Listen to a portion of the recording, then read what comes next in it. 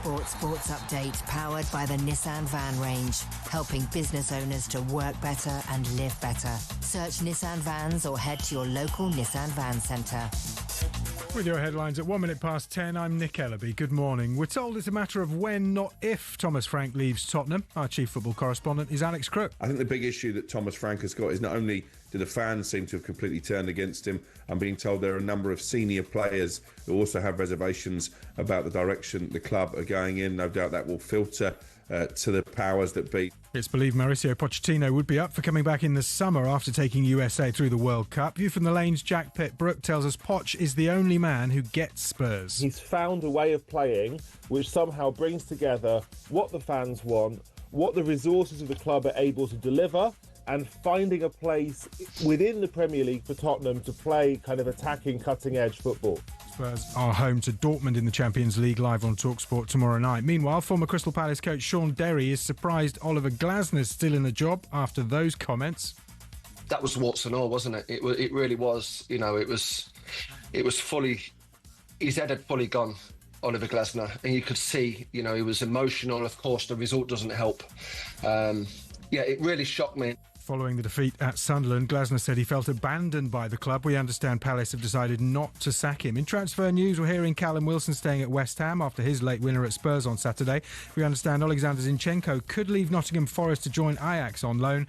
And Mark Gay is expected to join Man City on a 5.5-year deal after passing his medical. All the latest at talksport.com. talkSPORT News.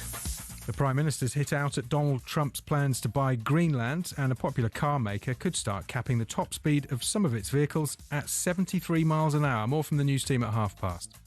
talkSPORT weather with QuickFit. Rain or shine, our mobile tyre fitting service comes to you, so you can stay on the sofa this winter. Book today at quickfit.com. Conditions apply.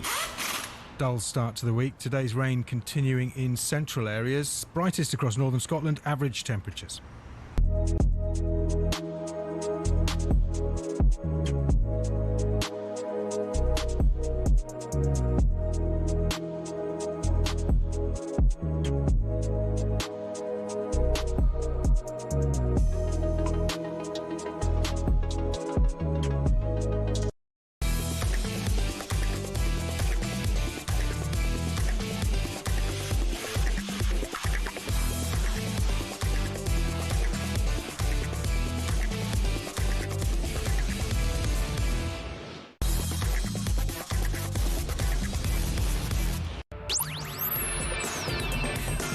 Good morning, everybody. You're listening to Jim White, Simon Jordan and Stuart Pearce, and we are live on talkSPORT. So Senegal, AFCON champions.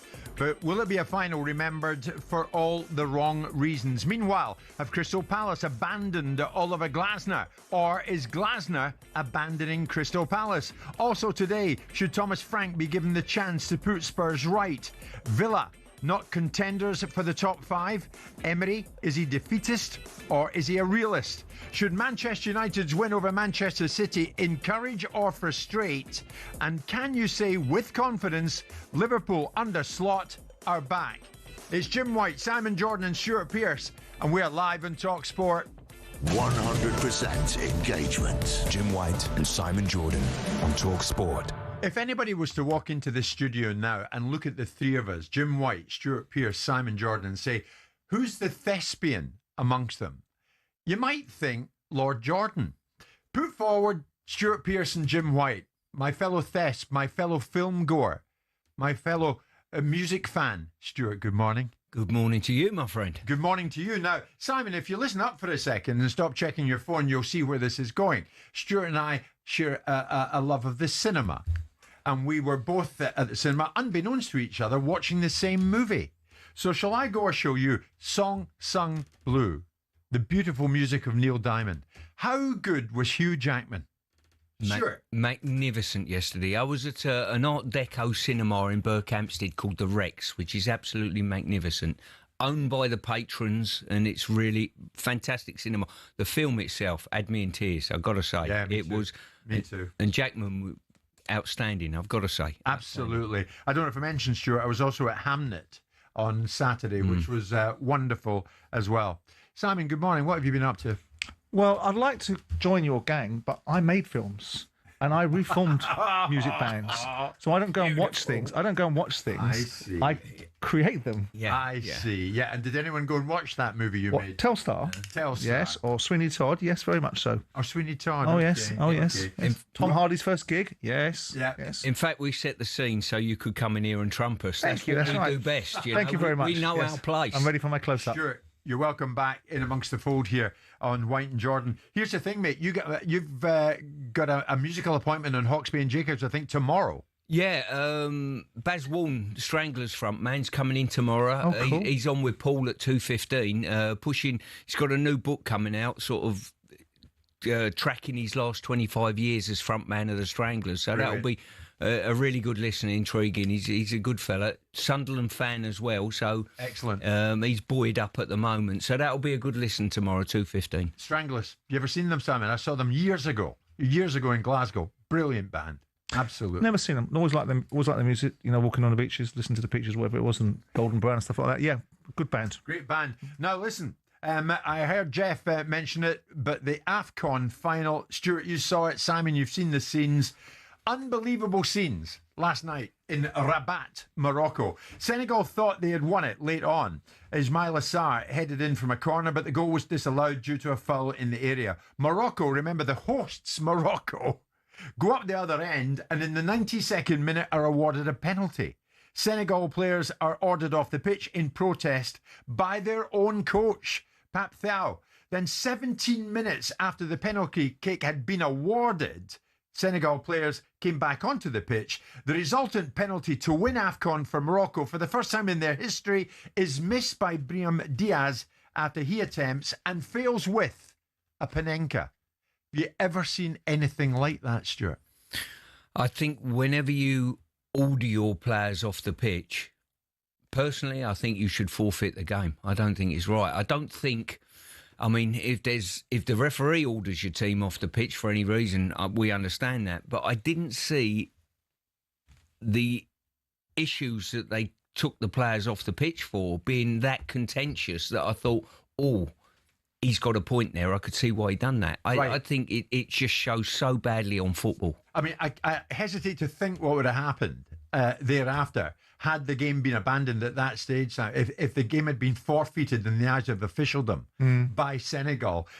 For the record, Pat Guy then scored the winning goal in the 4th minute of extra time to seal another AFCON title for Senegal, and they won the thing.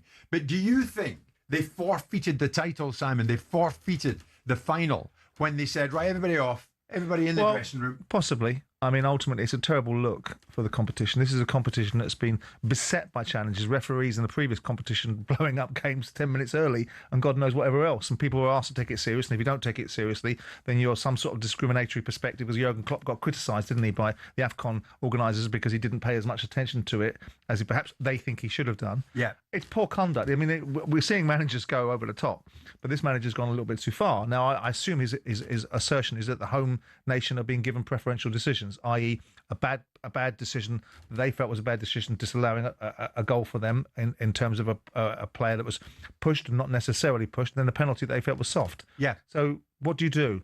Is that what you do now? Is that what we do now in major tournaments? You take teams off a field. So I suspect, it probably should have resulted in a circumstance. I mean, the player should have gone back in the field and whacked the ball in the back of the net. Exactly. Scored the penalty, and that would have taken care of itself. Yeah, he's going to be haunted by that for the rest of his life, actually, Stuart. Brahim Diaz, for the way, I mean, a Panenka. I mean, whatever happened to the Stuart Pearce penalty smash approach? Well, both missed, didn't they? The Panenka yesterday and some of my smashes missed. So there you go, same result. But listen, he had 17 minutes to think about it and he come up with that. They look terrible when you miss them, but it's sad that the final of that competition finished in the manner it did. It was quite incredible. I mean, afterwards, Moroccan journalists were lining up for the Senegalese head coach, Pape Thiaw. And the press conference after the match had to be cancelled.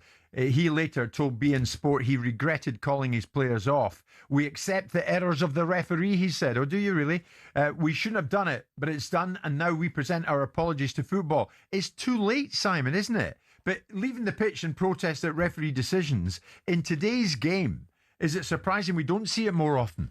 Well, this is the context of managerial overreach. We're seeing managers reach out and find themselves in consequence of their senior management inside football clubs at a domestic level. We've now seen an international manager make a ridiculous decision.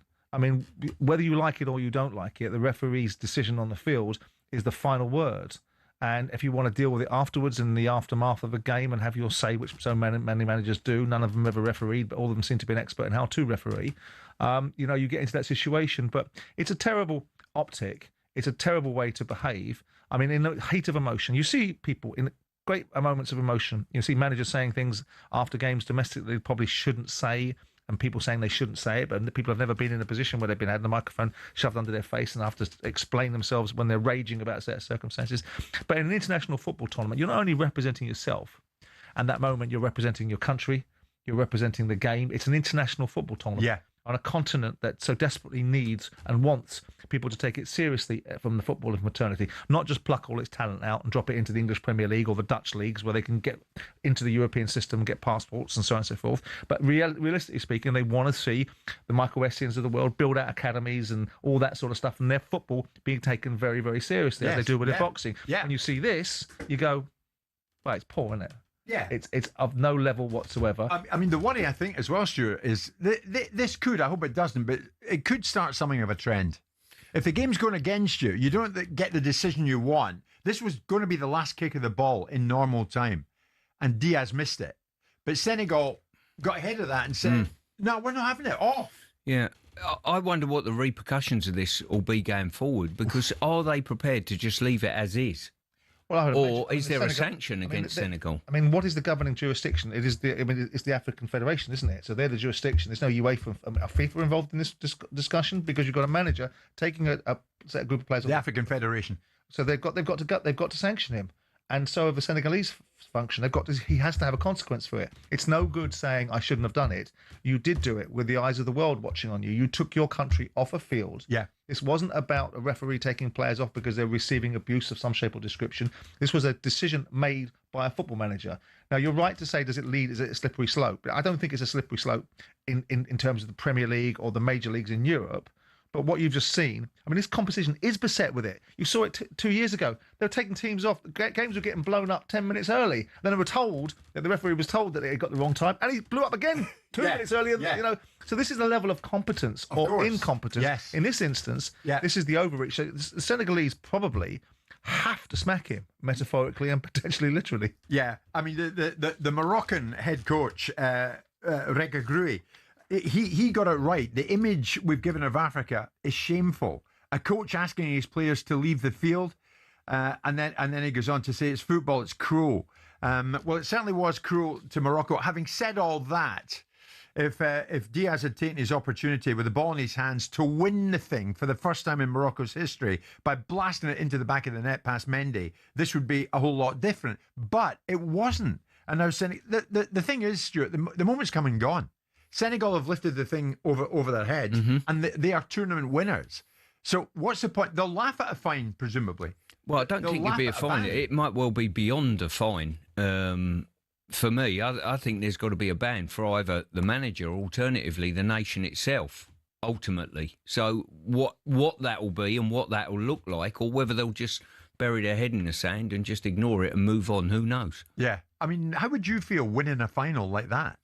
I'd be delighted to win any final, Jim, personally. Well, there we go. The bottom line is you've bent the rules to win the final, because those 17 minutes, Diaz will turn around and say, well, in that period, my focus was gone. Yeah, it was quite remarkable, and we'll watch to see what happens to Senegal thereafter. But they won it. Morocco lost it when it looked like Morocco were going to win it.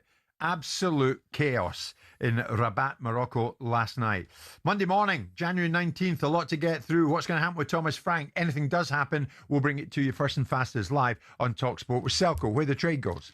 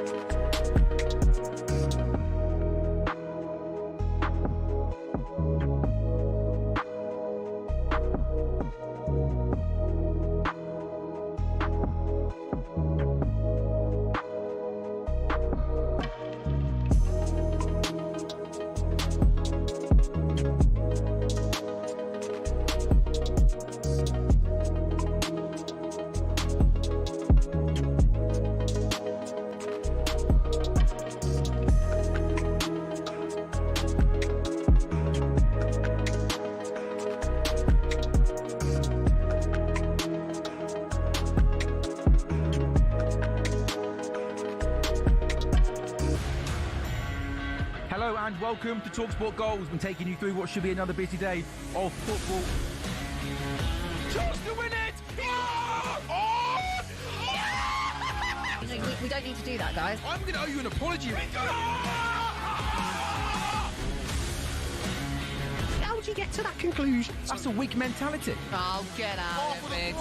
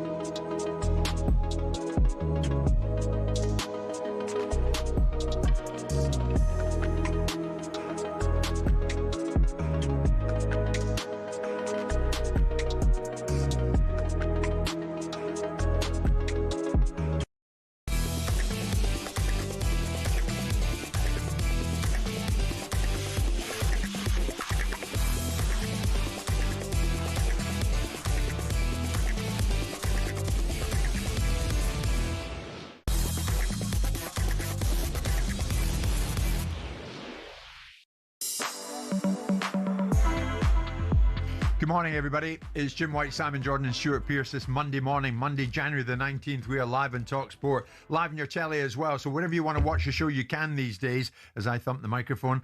Even in Prime Video, wherever you want to watch the show, you can watch the show. And many of you come up in the street and tell me you're doing that, and that makes me feel very happy. Stuart, you're off to the theatre tonight as well, just to carry on the thespian type theme.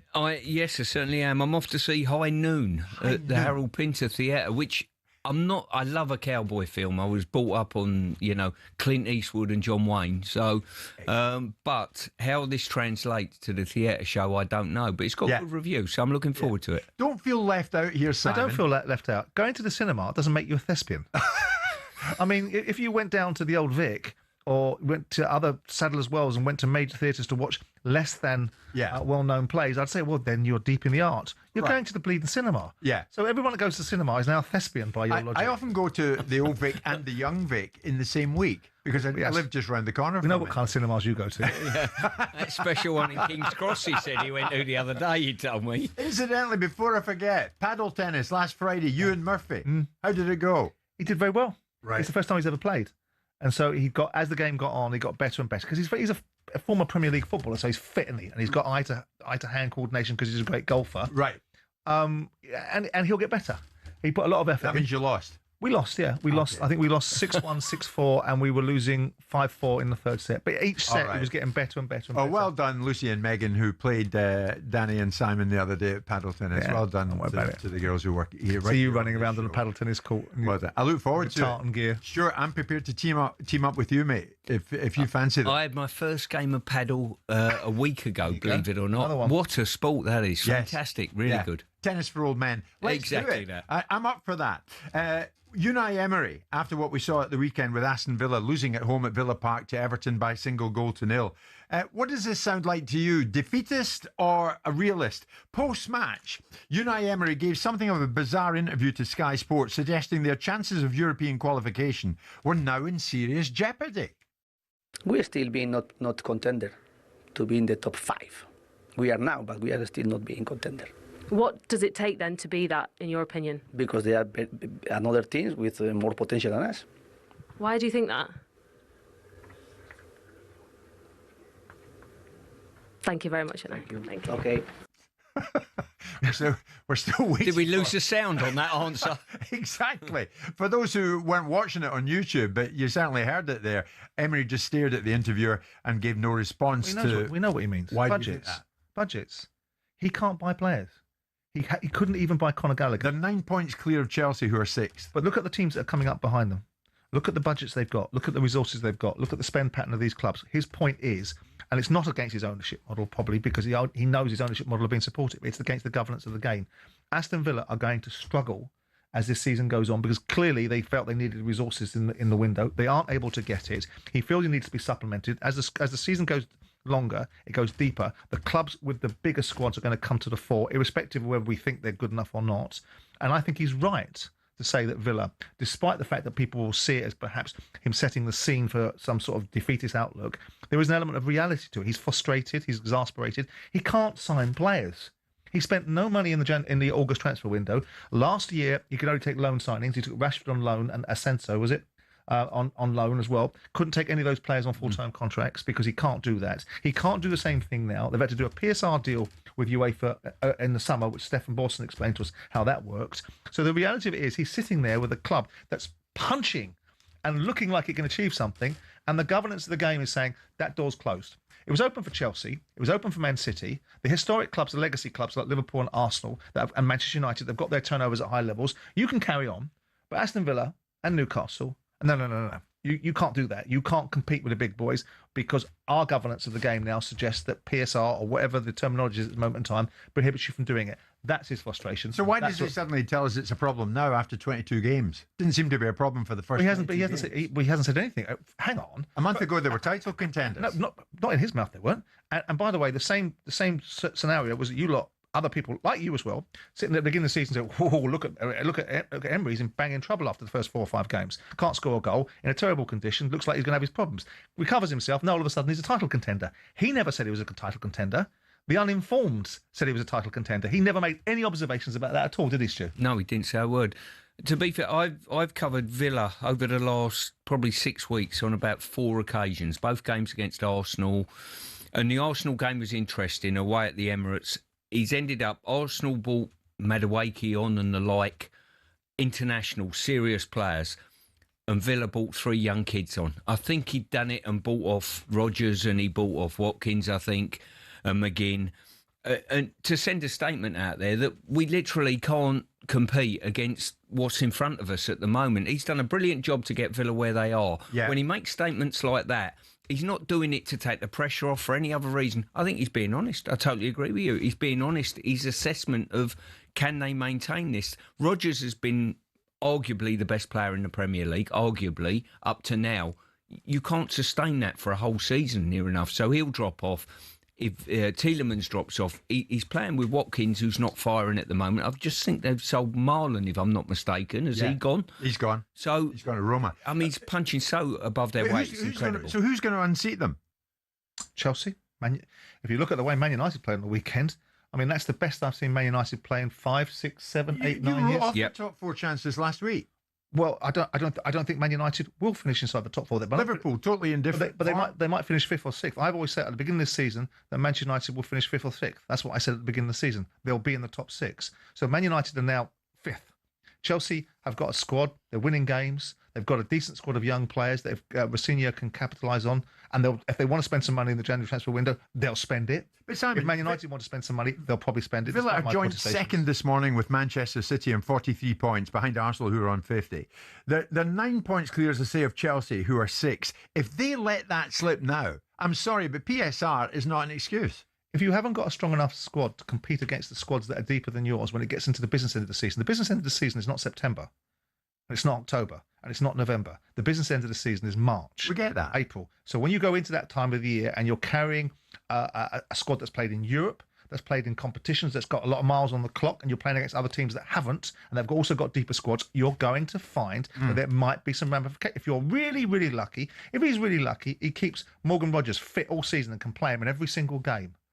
But if he's not lucky and all of a sudden those players come out of commission, what does he do then? I'm not in the mood. This is realism, is it, from memory, as opposed to defeatism? I think he's probably exasperated about it. But he wouldn't be saying that. He wouldn't be giving off this exasperated air had they won 1-0 as opposed to losing 1-0. Of course not. He's frustrated about the game. What do you want him to do? Yeah. What do you expect him to do? I don't want him to do anything particularly. But we're not top 5 contenders. You're joint second. Well, you've been there all season. So it's up to you. So there's 22 games, there's 16 But more now games. it's PSR's fault.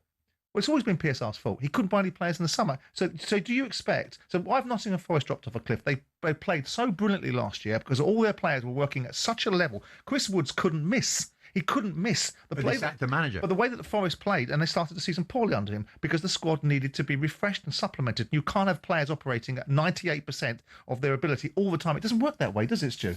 Certainly don't. And when you consider, you take Forest for an example, they played in a style of play that suited everybody, and certain individuals spiked with their form. Yeah. You know, Woods not played like that ever in his career. Yeah. Ever. Yeah. It seems to be a weekend which we saw a number of teams failing to capitalise. Arsenal were another, of course. We'll get to that. But certainly Aston Villa, how do you feel about it this morning, Villa fans, when you hear your manager, Unai Emery, post-match, we are not contenders for top 5? Well, you're joint second at the moment. So what is it? Realism or defeatism? You tell me. 03717 22 3344 81089.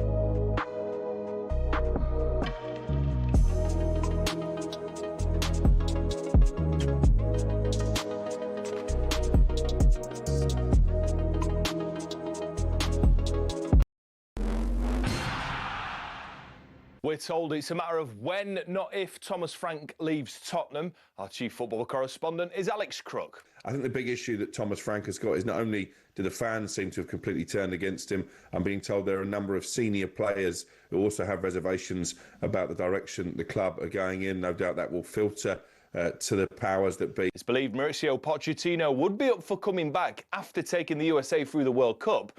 View from the Lane's Jack Pitt-Brook tells us Poch is the only man who gets Spurs. He's found a way of playing which somehow brings together what the fans want, what the resources of the club are able to deliver, and finding a place within the Premier League for Tottenham to play kind of attacking, cutting-edge football. Spurs' Champions League game at home to Borussia Dortmund is live on talkSPORT tomorrow, where Thomas Frank is expected to remain in charge. Now, former Palace midfielder Sean Derry's told us he's surprised Oliver Glasner's still in the job after those comments. That was warts and all, wasn't it? It really was. You know, it was fully. His head had fully gone, Oliver Glasner, and you could see, you know, he was emotional. Of course, the result doesn't help. Yeah, it really shocked me. After losing at Sunderland, Glasner said he felt abandoned by the club. We understand Palace have decided not to sack him. Transfer news, and we're hearing Callum Wilson staying at West Ham after his late winner at Spurs on Saturday. We understand Alexander Zinchenko could leave Nottingham Forest to join Ajax on loan. And Mark Gahey's expected to join Man City on a 5.5-year deal. He's passed his medical. All the latest at talksport.com.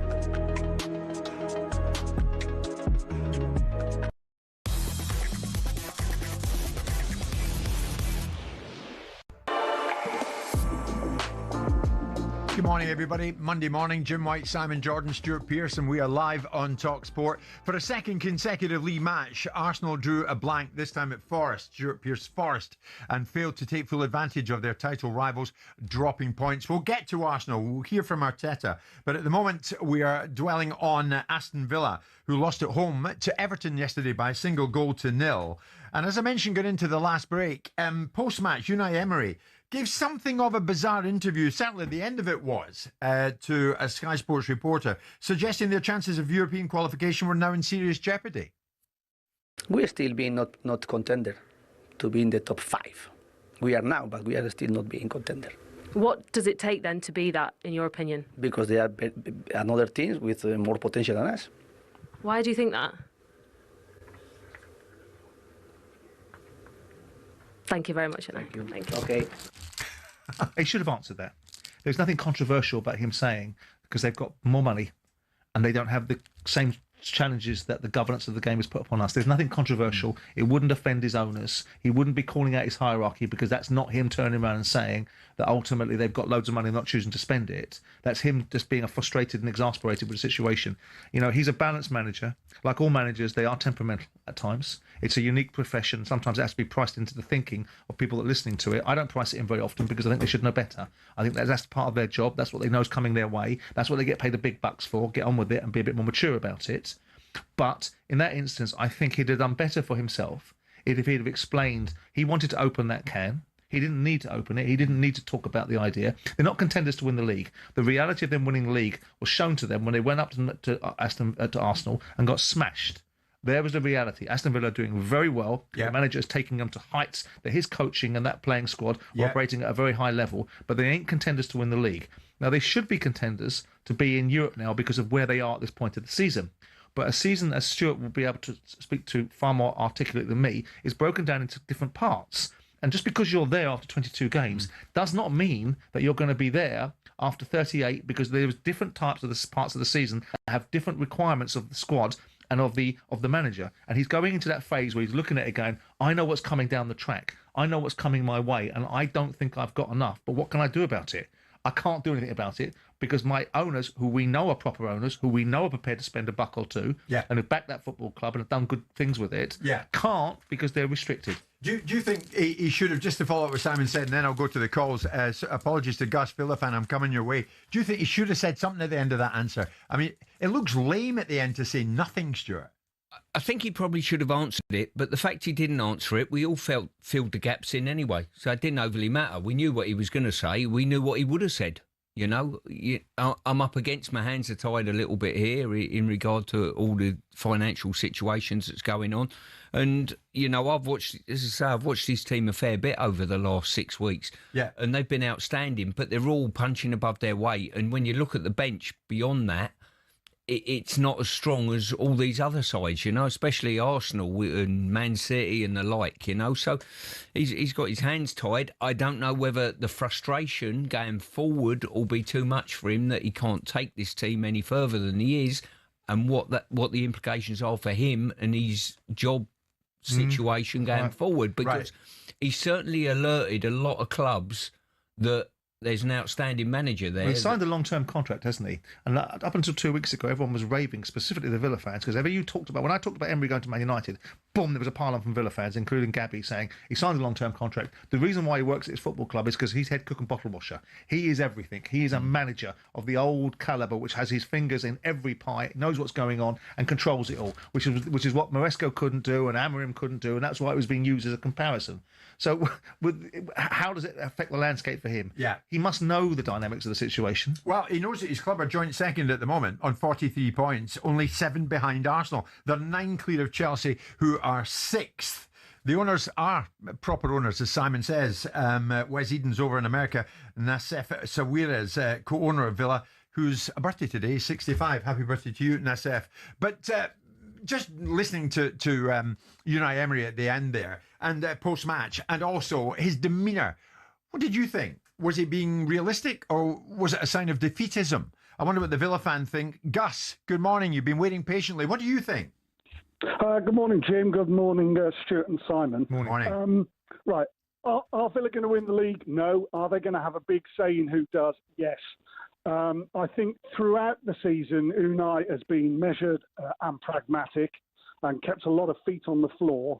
I think yesterday he probably talked himself into a cul-de-sac, because the one thing he never does, and I love him for it, is he never makes excuses and he never complains. And I think he basically he was in a bit of a dead end. I also want to say that PSR was not the reason we didn't beat Everton yesterday. We didn't beat them because we were awful, to be quite honest. But can I just give 2 examples? So we talked about Arsenal. Now, I went to the Villa Park match at the beginning of December. It's one of the best games of football I've ever seen. 2 top quality teams going at each other, and we were fortunate to get it right at the end. 3 weeks later, we go to the Emirates, as you know, and Stuart's spoken about that. First half was absolutely brilliant, very equal. Half-time, Onana has to go off. We have to replace him with a kid. Second half, as Simon says, Arsenal absolutely completely batter us. The second example is City, who we're level on points with. What have they done this window? They bought Semenyo and Gueye, and what have Villa done? Have had to sell Marlon to try and raise a few million quid to buy someone. A couple of million quid which our owners have got and are willing to spend, but are not allowed to. So, I'm for PSR conceptually. I don't think it should be the Wild West, but the second order consequences of the way it works really does affect clubs that are in our position. Great call, actually, Gus. We'll listen to you with great interest there. There's Andy in Manchester, Simon. Villa and co voted for PSR, so suck it up. City voted against it and told the other clubs. Andy in Manchester. And there is an element that is right. I mean, the argument about sustainability is just a silly one, because what is sustainable? Is there anything more sustainable than Newcastle's ownership financially? Is there probably anything more sustainable than Aston Villa's ownership, because they're very well heeled? Yeah. So the sustainability side of things is a contradiction in terms, because if you are sustainable and you can prove you're sustainable, then surely that's the argument that people are more concerned about. The argument was that football clubs are put in jeopardy. Well, there's really been none put in jeopardy. The only club that really fell into a real situation was Portsmouth when they dropped out of the Premier League. Right. Most clubs that have been in the Premier League don't have the financial jeopardies that supposedly they need protecting from. Yeah. This was about, and has been about a cabal of football clubs that have decided the drawbridge is coming up, and no one's coming coming up to their little wonderful rarefied air. Liverpool, Manchester City, Arsenal, Chelsea, and whoever else are in the top 6 have closed that door behind them. And how can Newcastle and Aston Villa join the game? John's a Villa fan who's been waiting patiently. John, good morning to you. Where are you at with the way Emery answered or didn't answer that question yesterday? Do you feel Villa will finish top 4? Morning, lads. Great show. Big fan of yours. Thanks, John. I've just got a feeling we might just be coming to a bit of a crunch time in our season, and PSR is playing a massive part. And yesterday Everton, they were brilliant. They come to Villa Park and they kind of battered us a bit. But I disagree with the last caller. PSR, I think, did play a big part, because if it wasn't for PSR, we'd probably have Conor Gallagher. We would have brought him on. Marlon probably would have stayed. So as for a top 4 finish, if we're lucky, maybe. But I think PSR, it's designed to make clubs like Villa fail, really, because the better you do, the more punishment you get.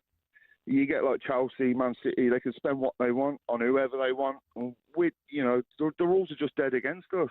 So, but Unai, he's a magician. We all love him.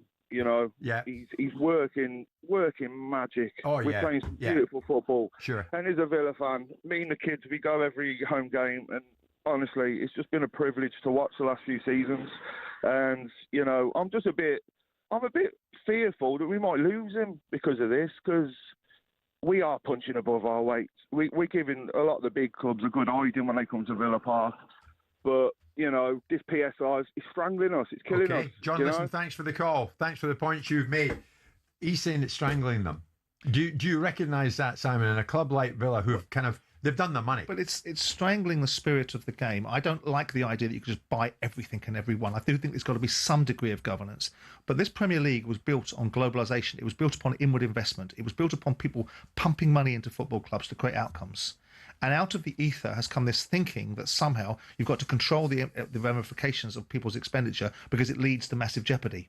Well, it doesn't, does it? Because the Premier League in and of itself, the distribution mechanism, there's not enough money paid down to the pyramid. What happens in the EFL and what happens in those situations is a bit bleaker. But we're not talking about the EFL. We're talking about the Premier League. We're talking about the global leader in economics and football around the world. So what is it you think you're doing by shutting the door on inward investments? Because that's what you're doing. You're saying this football club can only be invested in. Why should anyone be told if they want to make it more compliant? They say, right, tell you what, you've got to put £500 million up as a bond to protect this football club. If your mood changes and subsequently you don't want to run this football club anymore, your financial circumstances dictate that you can no longer bankroll it.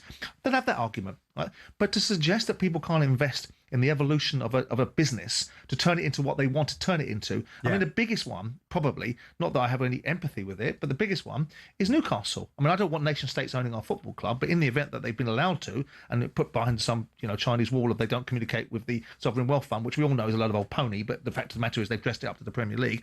Why shouldn't they? Why should Liverpool and Arsenal and Manchester City, and specifically Man City and Chelsea, be only big football clubs? Now, with due respect to Man City and the fact that he managed them, because of their timing. Because if Man City now were being bought by Abu Dhabi, they would not be able to go at it the way they did when it was taken over from Tier 1 Archer in 2008, because they'll be subject to the same circumstances that Newcastle are, that Aston Villa are. So how do these guys, besides a miracle season, actually win a Premier League or win a Champions League? They can't. It's nailed down for those that can. Bayern Munich, Barcelona, Real Madrid, Liverpool. I still think the situation's open to anyone. It's there if you want to. How? Well, that's easy said. We all sat back and marvelled at the amount of money that Liverpool spent. Sure. Where's it got them? But Liverpool spent that over... Where's it got them? Yeah, of course, that's a... They've got Ekitike, have they? Yeah, and they've got Isak as well, have they? And so the squad that they assembled prior to that wasn't made out of chopped liver, was it? No. When he walked through the door slot, they didn't get a bunch of freebies, did he? He got a bunch of high-paid players and a highly motivated team that spent a lot of money, and he was lucky enough to be able to put it into a league that the other sides were slightly in decline, and Liverpool won the league. What would you rather have, Simon, the days of Abramovich, where you could do what you want, he did what he wanted and spend what he wanted, or now? No, I don't think you need to go to extremes. I don't think. What was a better landscape? Well, there's a different landscape, because what you wanted to do it's a different landscape. What you wanted to do was find the balance. What was a better one? It's not. They're products of their time, aren't they?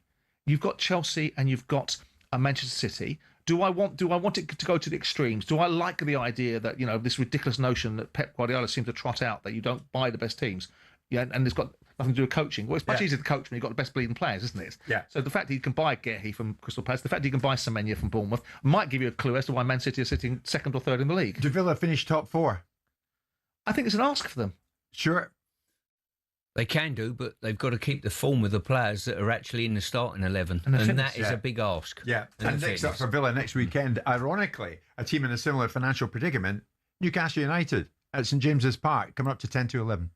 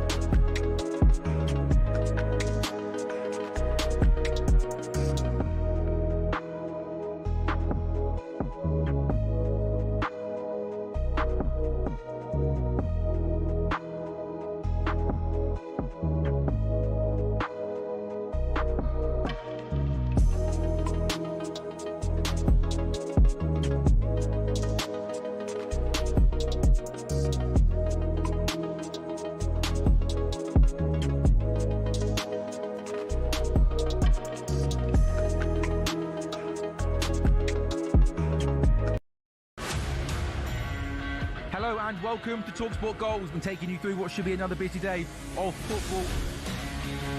Chance to win it! We don't need to do that, guys. I'm going to owe you an apology. How would you get to that conclusion? That's a weak mentality. Oh, get out of it.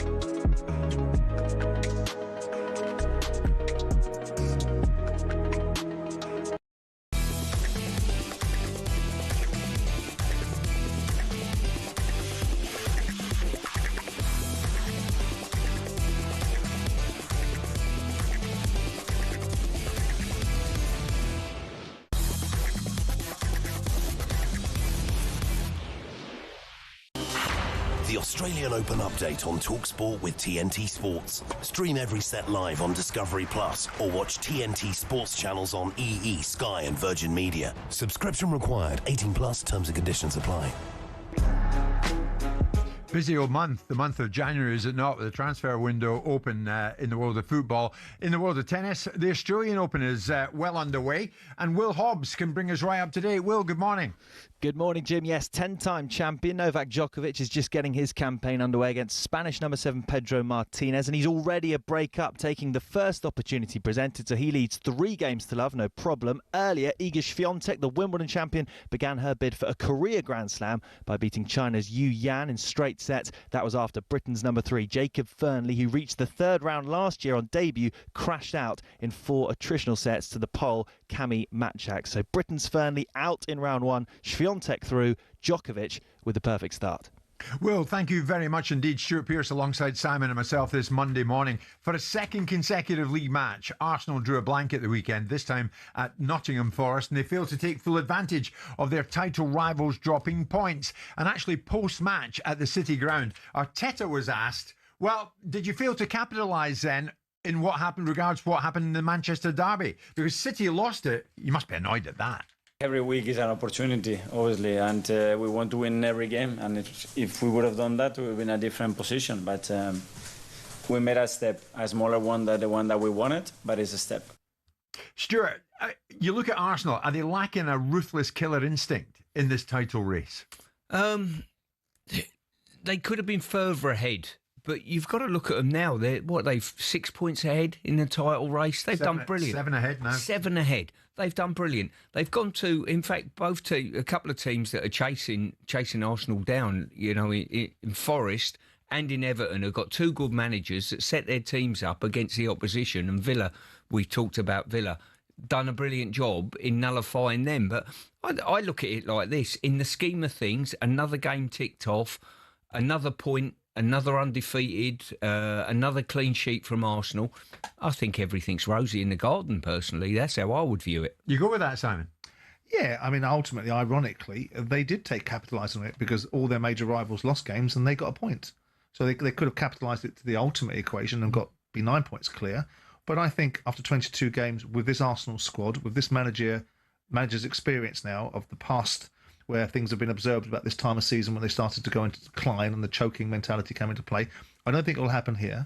I think I was disappointed in their performance in the Liverpool game. I thought that was a poor game, but he will cite that. I mean, they toyed as much as we made it a production for Chelsea, and Chelsea got back in the game. They toyed with Chelsea in that League Cup semi-final. Yeah, if you felt like at any moment if Arsenal really wanted to up the ante, they could have. Every time Chelsea scored, you thought the next goal was going to be Arsenal's. Which it duly did, didn't it? They went 2-0 up, and then they got 2-1, then it was 3-1, then it was 3-2. They carried on. I think Arsenal would have got 4-2. So, listen, I don't think... The interesting thing is none of these teams, as much as we might like to make these popcorn headlines about the worst teams in the Premier League, none of these teams are mugs, right? Wolves have gone and got a result at Newcastle because they've suddenly found some poise, much to my chagrin about Rob Edwards, right? But the fact of the matter is that these teams are not mugs. They're not easy to beat. And Sean Dyche knows how to set up a team to try and make sure they can stay in a game.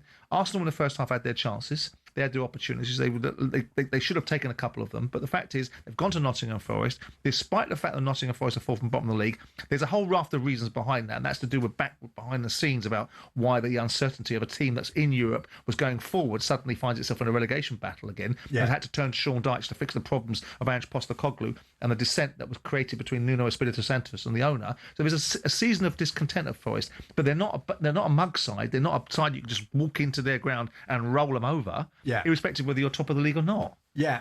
I look at Declan, Stuart, who's a lad I really, really like. I've known him for years, met him a number of times now, but falling out with coaches in the tunnel at Stamford Bridge and now being caught on camera after the Forest game.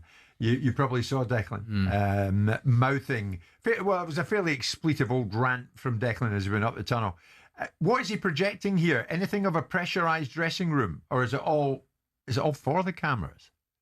If I didn't know him and know his personality and know where his heart lies, I would say petulance, blah, blah, blah.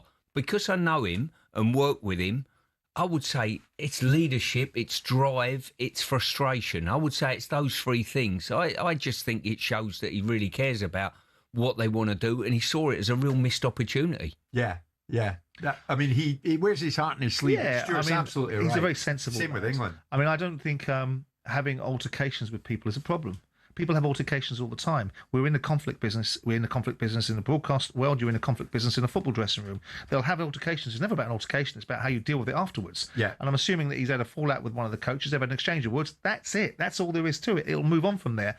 And coming off the pitch saying, "Oh, is the effing same?" It's just a moment in time because he's frustrated with the fact that he thinks it's about expectations. Surely him coming off the field not being happy with a point is better that he's frustrated that they haven't got 3. So I actually think it tells you that the mentality is driven to success and expecting of itself that it wins these sort of games and frustrated when it doesn't. I think what underpins him as well is he's a team player. He's not come off, and sometimes I look at players and I think you're doing things and saying things for yourself, not for the greater good of the team. I think that's born out of having worked with him for a short period, born out of him being a team player and so desperate to win this title at Arsenal. Yeah. Going into the weekend, it was all coming out, wasn't it? Especially at Crystal Palace. Oliver Glasner publicly declared he'd be leaving Palace at the end of the season when his contract expires, while also claiming that Mark Guéhi would be sold this month. Oh dear. What is going on at Palace? Guéhi, for Oliver's information, is probably going to go today. We'll hear from Alex Crook later on this morning. But what is going on at Palace? Oliver, do you really feel abandoned? It's 11 o'clock.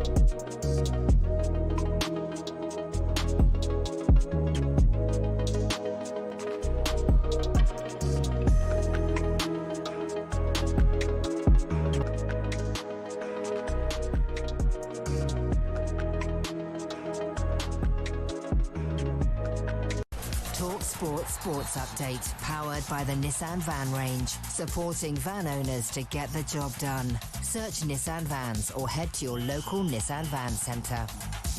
Headlines at 1 minute past 11. I'm Nick Ellaby. Good morning. We're told several senior Spurs players are not buying into Thomas Frank's methods and the dressing room's become a toxic place. Our chief football correspondent Alex Crook thinks it's a matter of when, not if, Frank goes. And ahead of Borussia Dortmund, Frank's missing a bunch of players. Look, at least Mickey van der Ven, who for me is their best defender, so it's hard really to make a case for Spurs winning that game. If they lose again, I think his days are numbered, unfortunately, because I love Thomas Frank, but you have to admit it's just not worked out at all, is it? Here's what the fans are telling talkSPORT this morning. His football's too negative for a Tottenham team. When is people going to learn and understand, right, that we are run badly? Too many Spurs fans are absolutely deluded, thinking we've got some divine right to be challenging. Spurs versus Dortmund in the Champions League's live on talkSPORT tomorrow night. Former Crystal Palace coach Sean Derry surprised Oliver Glasner's still in a job. That's after Glasner saying he felt abandoned by the club. We're told West Ham's Callum Wilson is not going anywhere this January. That follows his late winner at Spurs on Saturday. We understand Alexander Zinchenko could leave Nottingham Forest. That's to join Ajax on loan. And Stuart Pearce has told White and Jordan, if you walk off the field, you should forfeit the game. That's after Senegal head coach Pap Chow led his side off in protest at refereeing decisions during the AFCON final. I didn't see the issues that they took the players off the pitch for being that contentious that I thought, he's got a point there. I could see why he done that. Morocco called the 17-minute delay shameful. Senegal eventually beat them in extra time to win a second AFCON title. More on this madness at talksport.com. talkSPORT News. The Prime Minister says he doesn't believe the US will use military power to take control of Greenland. And Prince Harry's arrived at court in London for his privacy case against the Daily Mail. More from the news team at past. talkSPORT weather with QuickFit, where we've got more premium tyres than the number of times you'll hear, "Ooh, it's a bit nippy this winter." Book today at quickfit.com. A dull start to the week. Today's rain continuing in central areas. Brightest across northern Scotland. Average temperatures. Hello and welcome to talkSPORT Goals. We're taking you through what should be another busy day of football. Chance to win it! We don't need to do that, guys. I'm going to owe you an apology. How would you get to that conclusion? That's a weak mentality. Oh, get out of it.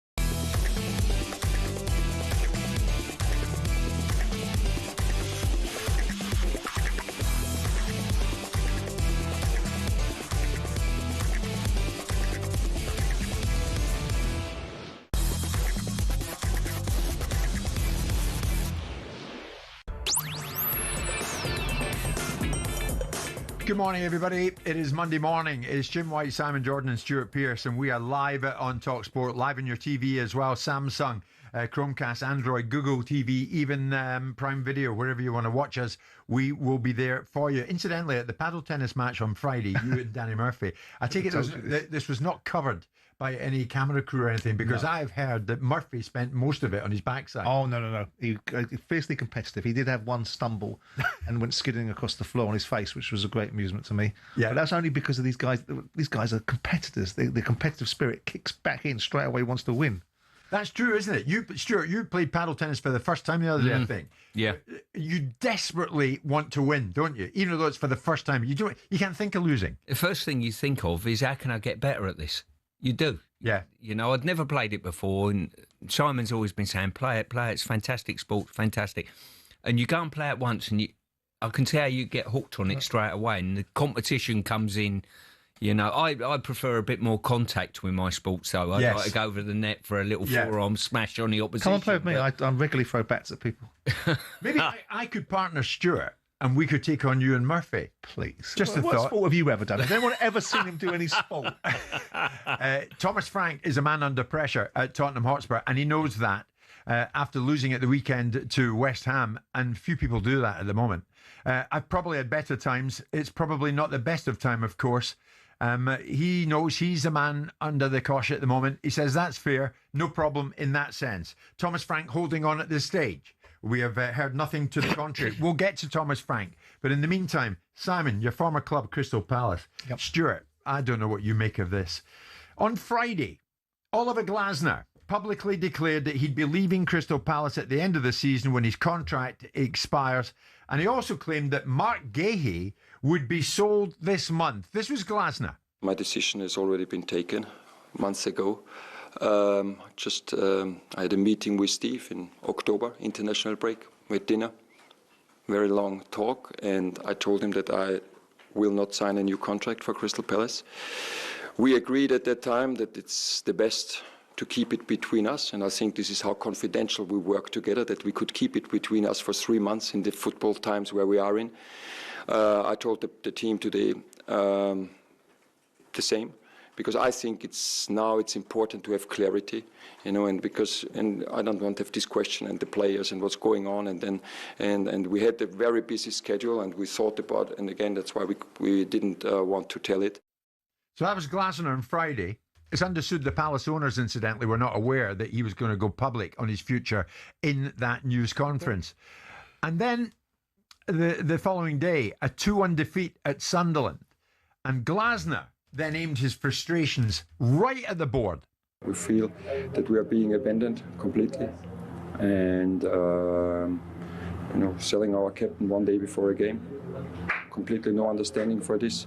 We're preparing, and then yesterday at 10:30 I get told that our captain will be sold. So why not next week? That we can play at least this game next week. And other players are coming back, and that's makes me really upset today. If your heart gets torn out twice a year, and with Eze one day before a game in summer, and your captain one day before a game, I've just no understanding. I'm in football now for more than 30 years. I've never experienced this, not once, and now it happens twice within 6 or 7 months. And I think that's just where we are now. And we're playing for weeks now with 12, 13 players from our squad. So some players have just played the 35th game now. And I've seen, I think we played 50, 60 minutes really well here. And then we were 15, 20 minutes under pressure. We conceded the goal. And the players tried everything. But again, couldn't give them any support from the bench, and that makes it so tough, because the players, they were leaving their heart on the pitch. He didn't stop there. He didn't leave it at that stage. He then spoke to some journalists post-match and said, if Crystal Palace is fine to the end of the season like this with Oliver Glasner or with another manager, then I don't know. I don't care. Simon, have Palace abandoned Glasner, or has Glasner abandoned Palace? Well, have they abandoned him? They bought him a £35 million striker about 2 weeks ago, didn't they? Why would you, just out of curiosity, why would you be buying a lot of players from a manager that's leaving? He told you in October he's leaving. I told you at the beginning of the season he'd leave, because ultimately he has created an outcome for himself, that he's been given a job to manage a club that he must have known the parameters of.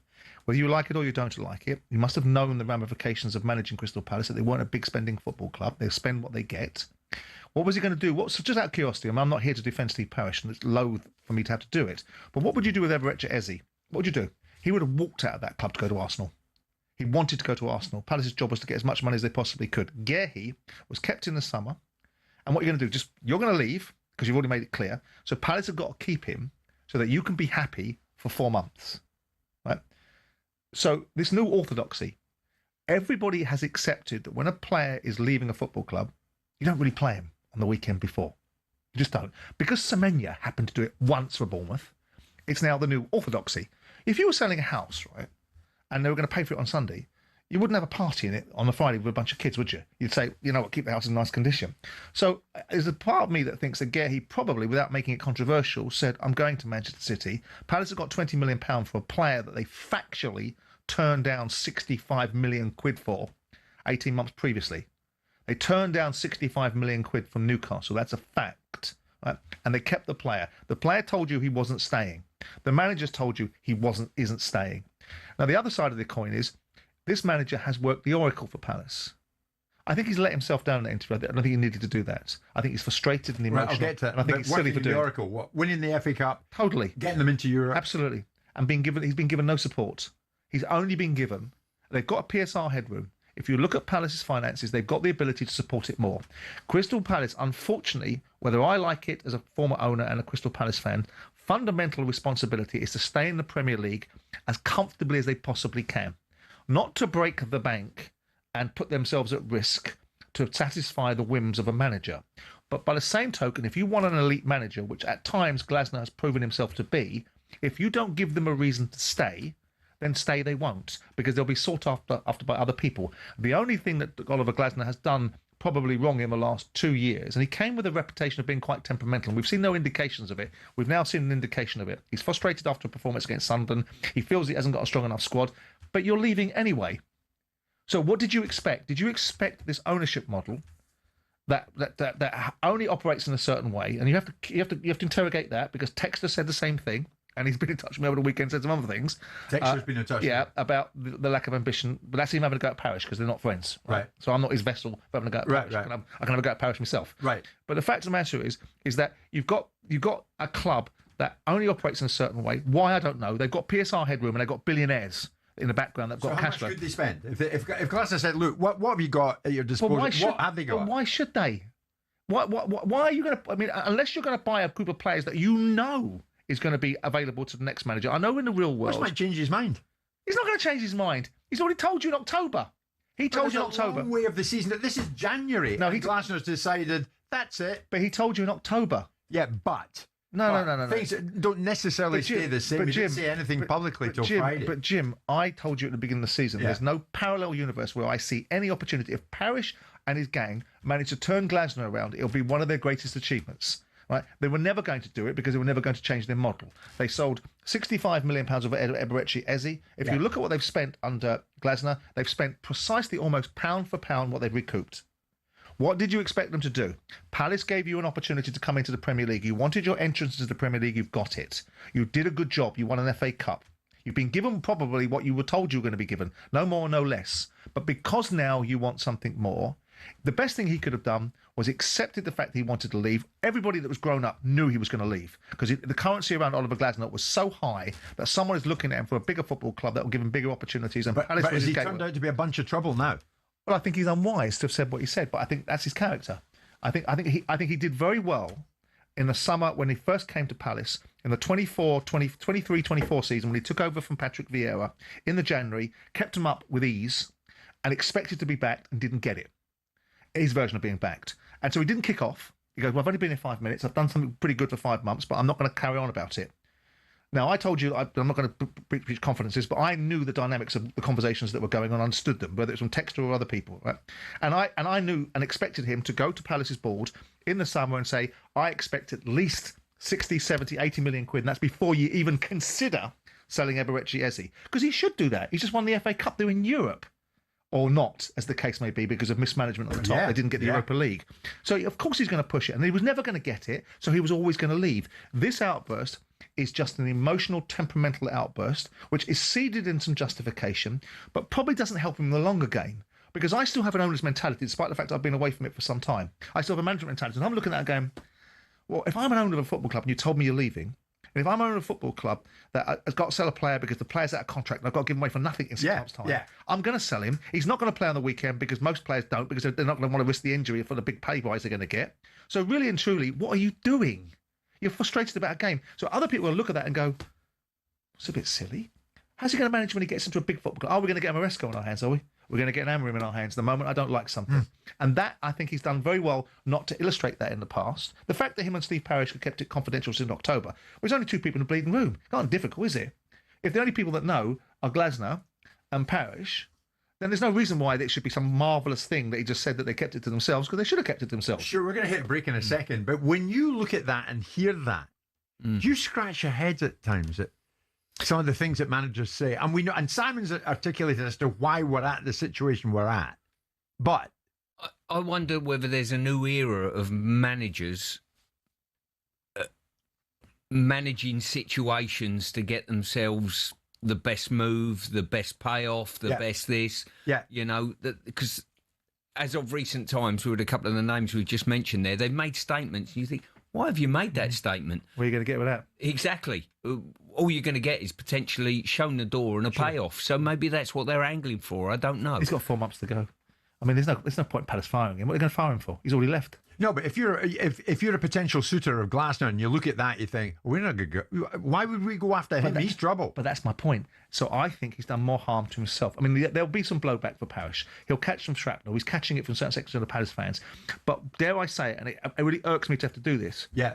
Pack it in. Yeah. Whether I like it or not, this is an owner alongside the Americans that have capitalised and put Crystal Palace into the Premier League and kept them there for 12 and 13 years. They won them an FA Cup. They appointed Glasner, and they should be given a little bit more latitude than some of the Palace fans are starting to do. Because realistically speaking, with all due respect, not every club has billionaire owners. Not every club has forward momentum and finances to be able to achieve it. And Palace's primary function in life is to stay in the Premier League as comfortably as possible. And that's what they've done. But it's a sad and sorry unravelling at this football club, Simon, has it not been in the past few months? Starting with, you're not in the Europa League, you're in the Conference League. Yeah.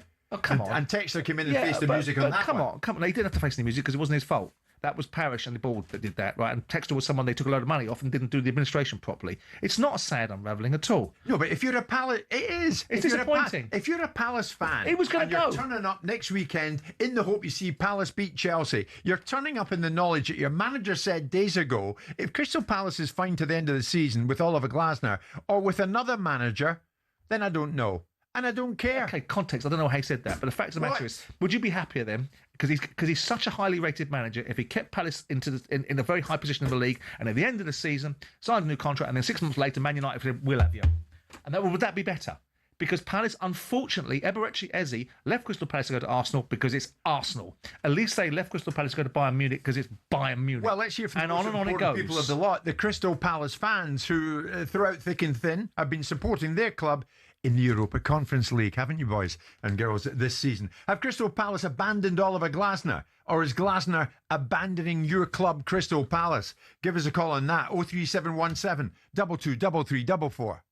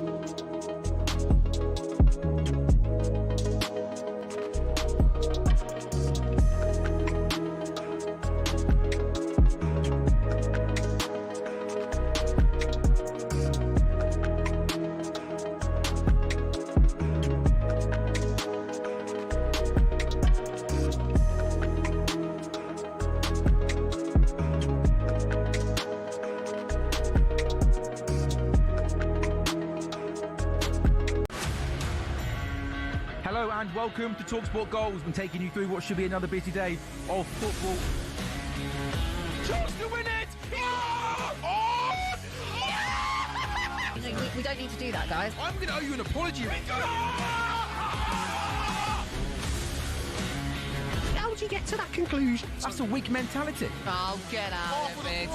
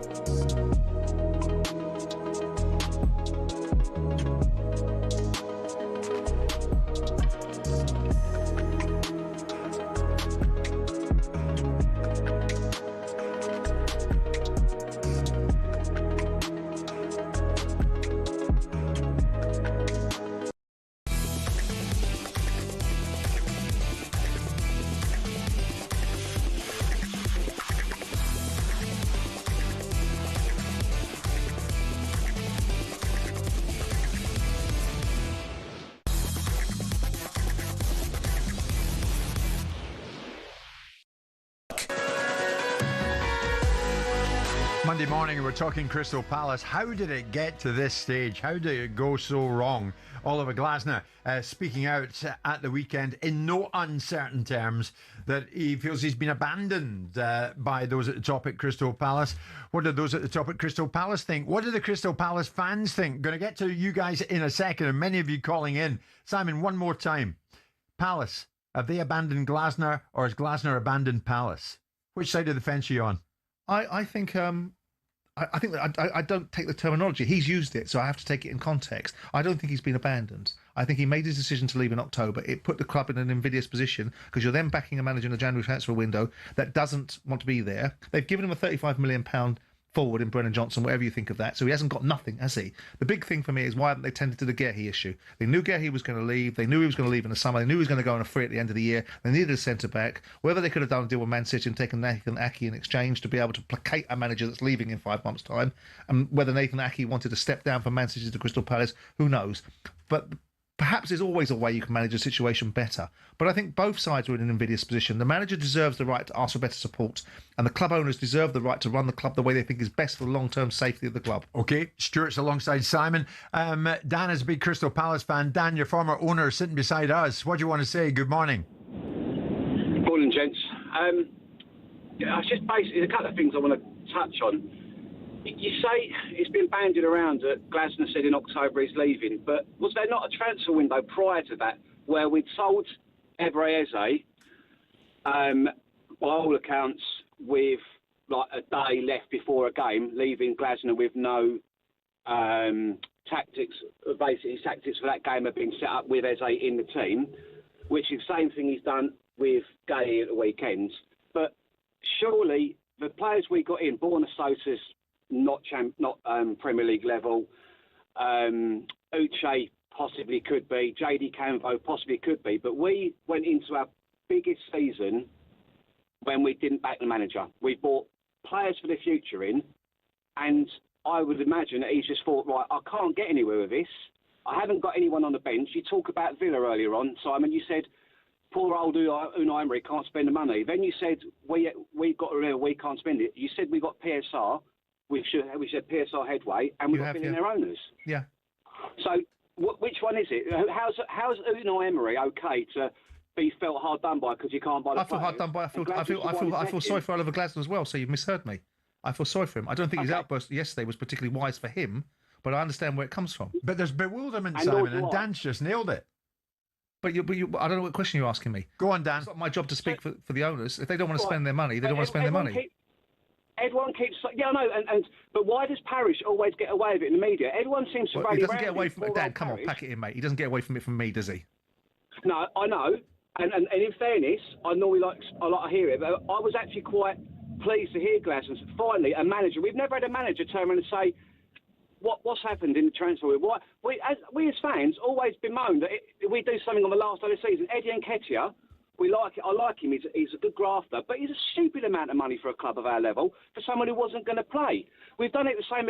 Pino can't get up to speed. He was meant to be the Ebrahim. But you bought Brennan Johnson at the beginning of this transfer window. Okay, great. But if Parish knew that he was going in October, why would he spend a record amount of money on a player that isn't for that manager? Well, there you are then. There's so many errors at the top. Because ultimately, surely you need. I hear you, but the fact of the matter is, you know as well as I do, that Glasner was doing so well that somewhere along the line he was going to be taken by a bigger club. So all we're talking now really about... Not in any doubt. Also, all we're really talking about now is the manner of the exit rather than the reality of it was going to happen anyway.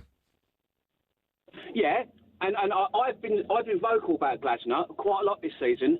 As a manager, tactically, he doesn't like to bend sometimes, and also that he's actually been very petty by not bringing players on. He could have brought a couple of players on the weekend and chose not to prove a point. He's stubborn and petty, and I'm not happy about that. But he's still our best ever manager, and we had a best chance of actually propping up. But you know, Dan, as well. We haven't. But you know, Dan, as well, right? Parish ain't got no money. It's not Parish's money. No. It's Blitzer and Harris's. So the question is why these two billionaires don't want to pony up the liquidity for a club that's got headroom in the PSR. Whatever you think of John Textor in that situation, John Textor outlaid that very clearly, and now he's got an axe to grind with Parish, and he'll serve Parish up every time he can. But there are questions to be asked about how much ambition the real money in the room, because it's not Parish. Parish isn't the real money in the room. Okay. These two guys are. Well, Dan, listen, thanks for the call and thanks for the points you've made. Gary, a big Palace fan, take me to the 11:30 break in the time we have left. What needs to happen now, Gary? Lesnar's got to go now. He's got to go now. There's no ifs or buts. He said in October that he was leaving. Now, I don't care what anyone says, that we go and buy the Tottenham geezer, Brennan. Now, all them players in there, they must think when he told them, he's told the ball that he's leaving, then he goes out and does it publicly and says he told the players that morning. All them players must think, well, what are we doing next year? Now, Gayer's going. He must have known he was going. I don't care what anyone says. He knew he was going anyway. And then Mateta is going. It just go and let the club rebuild itself. We are a selling club. We're not going to be your Man United, your Liverpools, your Arsenals, your Chelseas, but we are a stable Premier League side. Gary, did you expect better from the people at the top following you guys winning the FA Cup for the first time? Did you expect better this season? Well, they should have turned around to Glasner and say, thank, we've won our first trophy. I'm 62 years of age. I've been waiting for that day all my life. I've seen all my friends go to Wembley and win the FA Cup. That happens. They should have said to him, how much do you want? What can we build on? What can we get better? And he hasn't. It's more than a fair point, isn't it, Simon? More than a fair point. But you can't make people spend money. If the only money that the club has got is the club's money, there's a baked-in assumption, and I'm going to contradict myself in certain respects here, that owners are just going to spend their money left, right, and centre because the fans think they should. If the owners don't want to spend their own money and all they're prepared to spend is the club's money, right, then you get what you get. But there's an assumption on fans that it's an owner's job, irrespective of anything else, to spend all of their money giving the fans what they want. And I'm sorry to be mean-spirited, it actually isn't. OK, we'll get an update from Alex Crook very shortly on the Mark Gahey situation. Stuart is alongside Simon and myself at 11:30. And we're live with you with Selco, where the trade goes.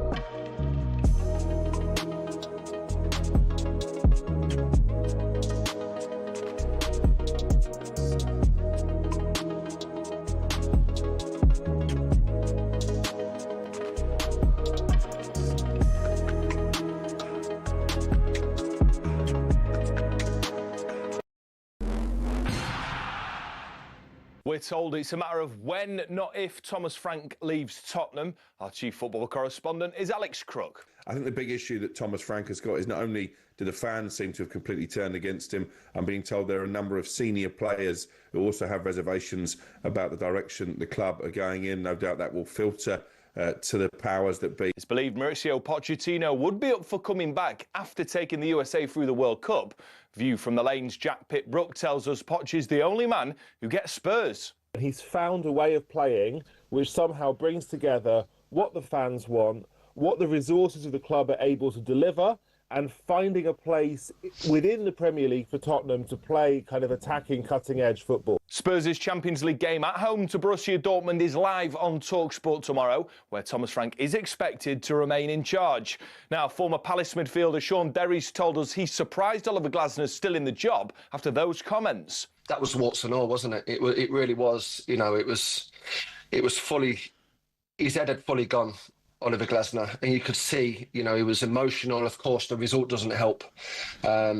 Yeah, it really shocked me. After losing at Sunderland, Glasner said he felt abandoned by the club. We understand Palace have decided not to sack him. Transfer news, and we're hearing Callum Wilson staying at West Ham after his late winner at Spurs on Saturday. We understand Alexander Zinchenko could leave Nottingham Forest to join Ajax on loan, and Mark Gahey's expected to join Man City on a 5.5-year deal. He's passed his medical. All the latest at talksport.com.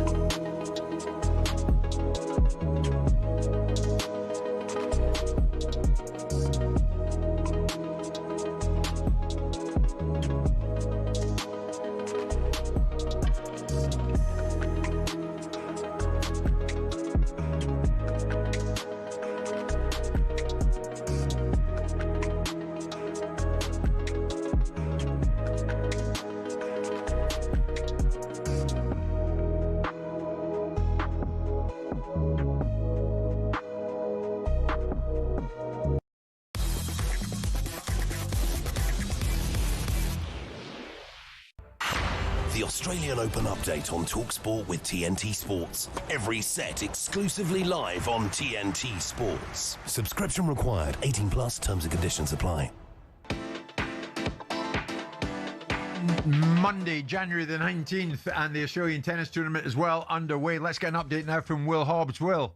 Yes, Jim. Novak Djokovic, the 10-time champion, he's been breezing through the gears at the Rod Laver Arena up against Pedro Martinez of Spain. A perfect forehand to win the first point, then an ace, then a break of serve, and he's claimed the first set 6-3 with no trouble, and they're on serve in the second. Next door in the Margaret Court Arena, 12th seed Casper Ruud plundered through the first two sets against the baggy-shirted Italian Matteo Bellucci. The Norwegian took them 6-1 and 6-2. Beforehand, Iga Swiatek progressed to the second round in straight sets on her quest to win the tournament that would complete a career Grand Slam. But for the Brits, a tough day out for Jacob Fernley, who lost 2 tie-breaks in his 4-set defeat to world number 59, Cami Matchzak.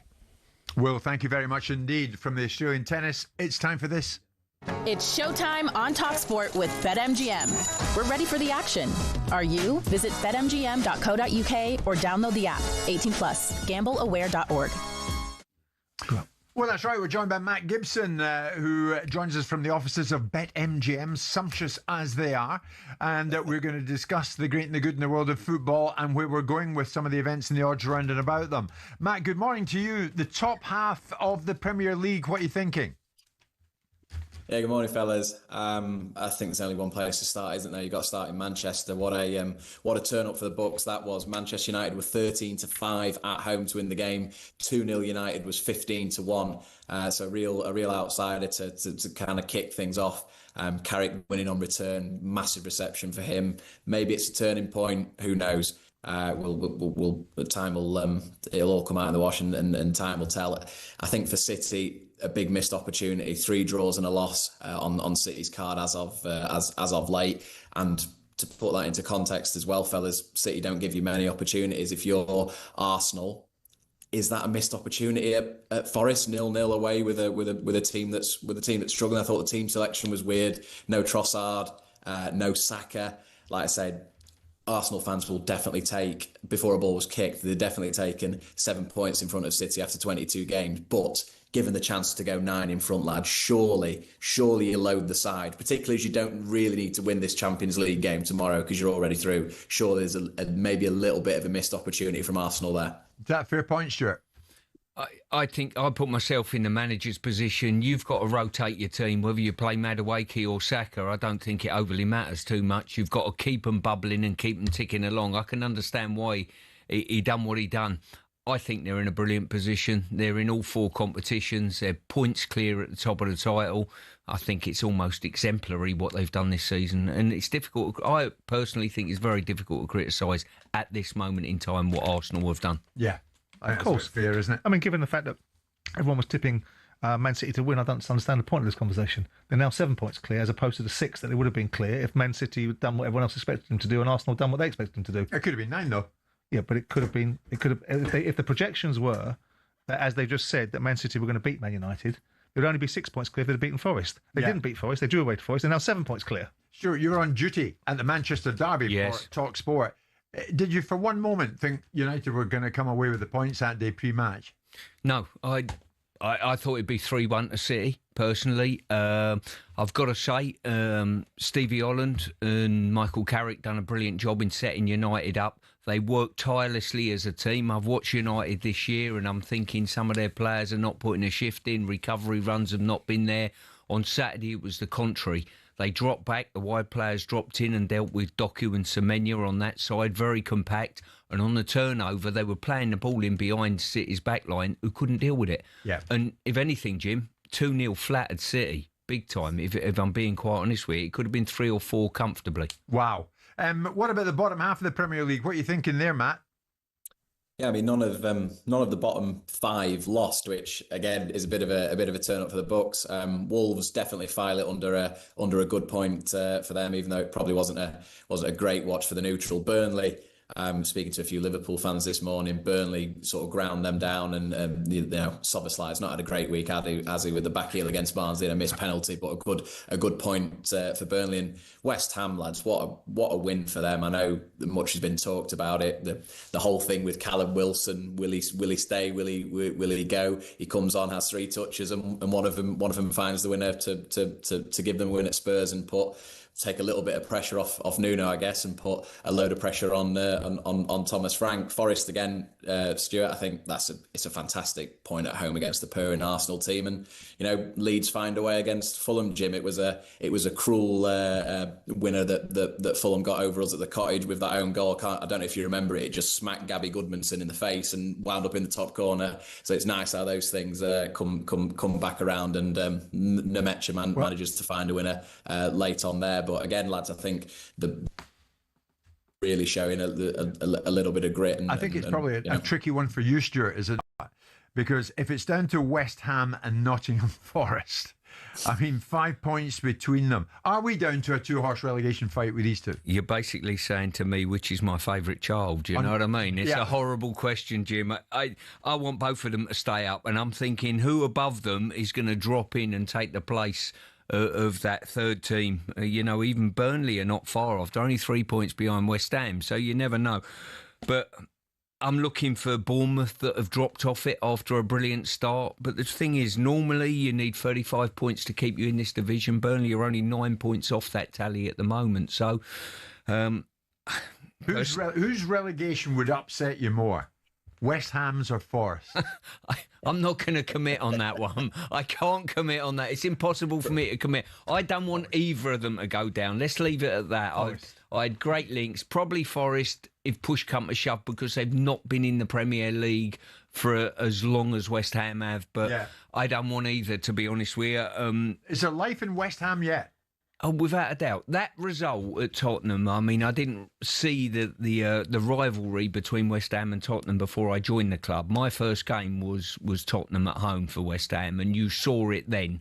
I'm fortunate we're covering the game Saturday, which is West Ham Sunderland, which is brilliant for talkSPORT, but they've got to back up what they've done at Tottenham by winning this game, or certainly not getting beat in it. Right, okay. Brighton-Bournemouth tonight, Matt. 8 o'clock kickoff, a talkSPORT exclusive. What's your thinking on that? Yeah, I mean, just quickly on the relegation odds, Wolves and Burnley are heavy odds on. West Ham 7-25, then a big jump to Forest at sixes. So Stuart was certainly saying that West Ham are in the box seat for that final relegation place, and Forest should be all right. So it probably falls on what you just said there from a bookmaking point of view. But yeah, Brighton, Bournemouth tonight, again, teams that are in that sort of dogfight for the relegation. We're wanting to hang on to Bournemouth and keep them in it with us. And listen, we fully expect Brighton to go over there and win. Brighton, I think, have lost just one of their 6 Premier League home games against Bournemouth. I think what there will be tonight, fellas, is goals. 27 goals in Bournemouth's last 6 fixtures in all competitions. So I do think Brighton will prevail. So I don't know, a little bit of value perhaps, gents. Brighton to win over 3.5 goals and the marksman up top for both teams, Evan Nilsson and Danny Welbeck, to have a shot on target around about 6-1. Might not be a bad fiver tonight, but Brighton have got plenty to play for as well. You know, they win this, they're going to the top half of the Premier League, and they're 3 points off of 5th. So certainly a lot in it for both clubs. Absolutely. You must fancy Brighton tonight, Simon, do you not? Incidentally, you made the Sussex Express the other day. But anyway, on you go. Brighton, what do you think? I don't care. Thank you. Hopefully Bournemouth will get a result. Here's the thing, when you look at Danny Welbeck and his resurgence of form, Stuart, is he an outside shot, or is he more than that to get on Tuchel's plane? I don't think he will get on the plane. I think, old father time, but his form this year for Brighton's been outstanding. He's scoring goals, which is a little bit of a criticism of Danny, probably over the whole of his career. But as a citizen around, I had him with the under-21s. As a lad around the camp, he's everything you'd want from a player at a tournament and being part of a squad. So he wouldn't let you down in that respect. Who will he supplement it with, do you think? I mean, Kane's a certainty, but... Kane's a certainty. He's talked about playing either Bellingham or Foden as a false 9. He spoke about that a few months ago. So whether he's not actually looking at... I think Watkins might well go with the squad, but his form's not been good. He might have looked at it and said, I don't think there's anyone that I really fancy as playing instead of Harry Kane. I'm going to have to look for another option and be creative, and that creation comes from maybe Foden or Bellingham. And maybe not Calvert-Lewin. Once again, the injury situation, the level of consistency and whatever. What did you think, Brighton, Bournemouth? I said Bournemouth. Oh, did you? I left that conversation where we became ridiculously cheeky as usual. When Bournemouth, all day. Visit betmgm.co.uk or download the app. 18 plus, begambleaware.org. It's showtime on talkSPORT with BetMGM. Keep things golden with responsible play at betmgm.co.uk. 18 plus, gambleaware.org.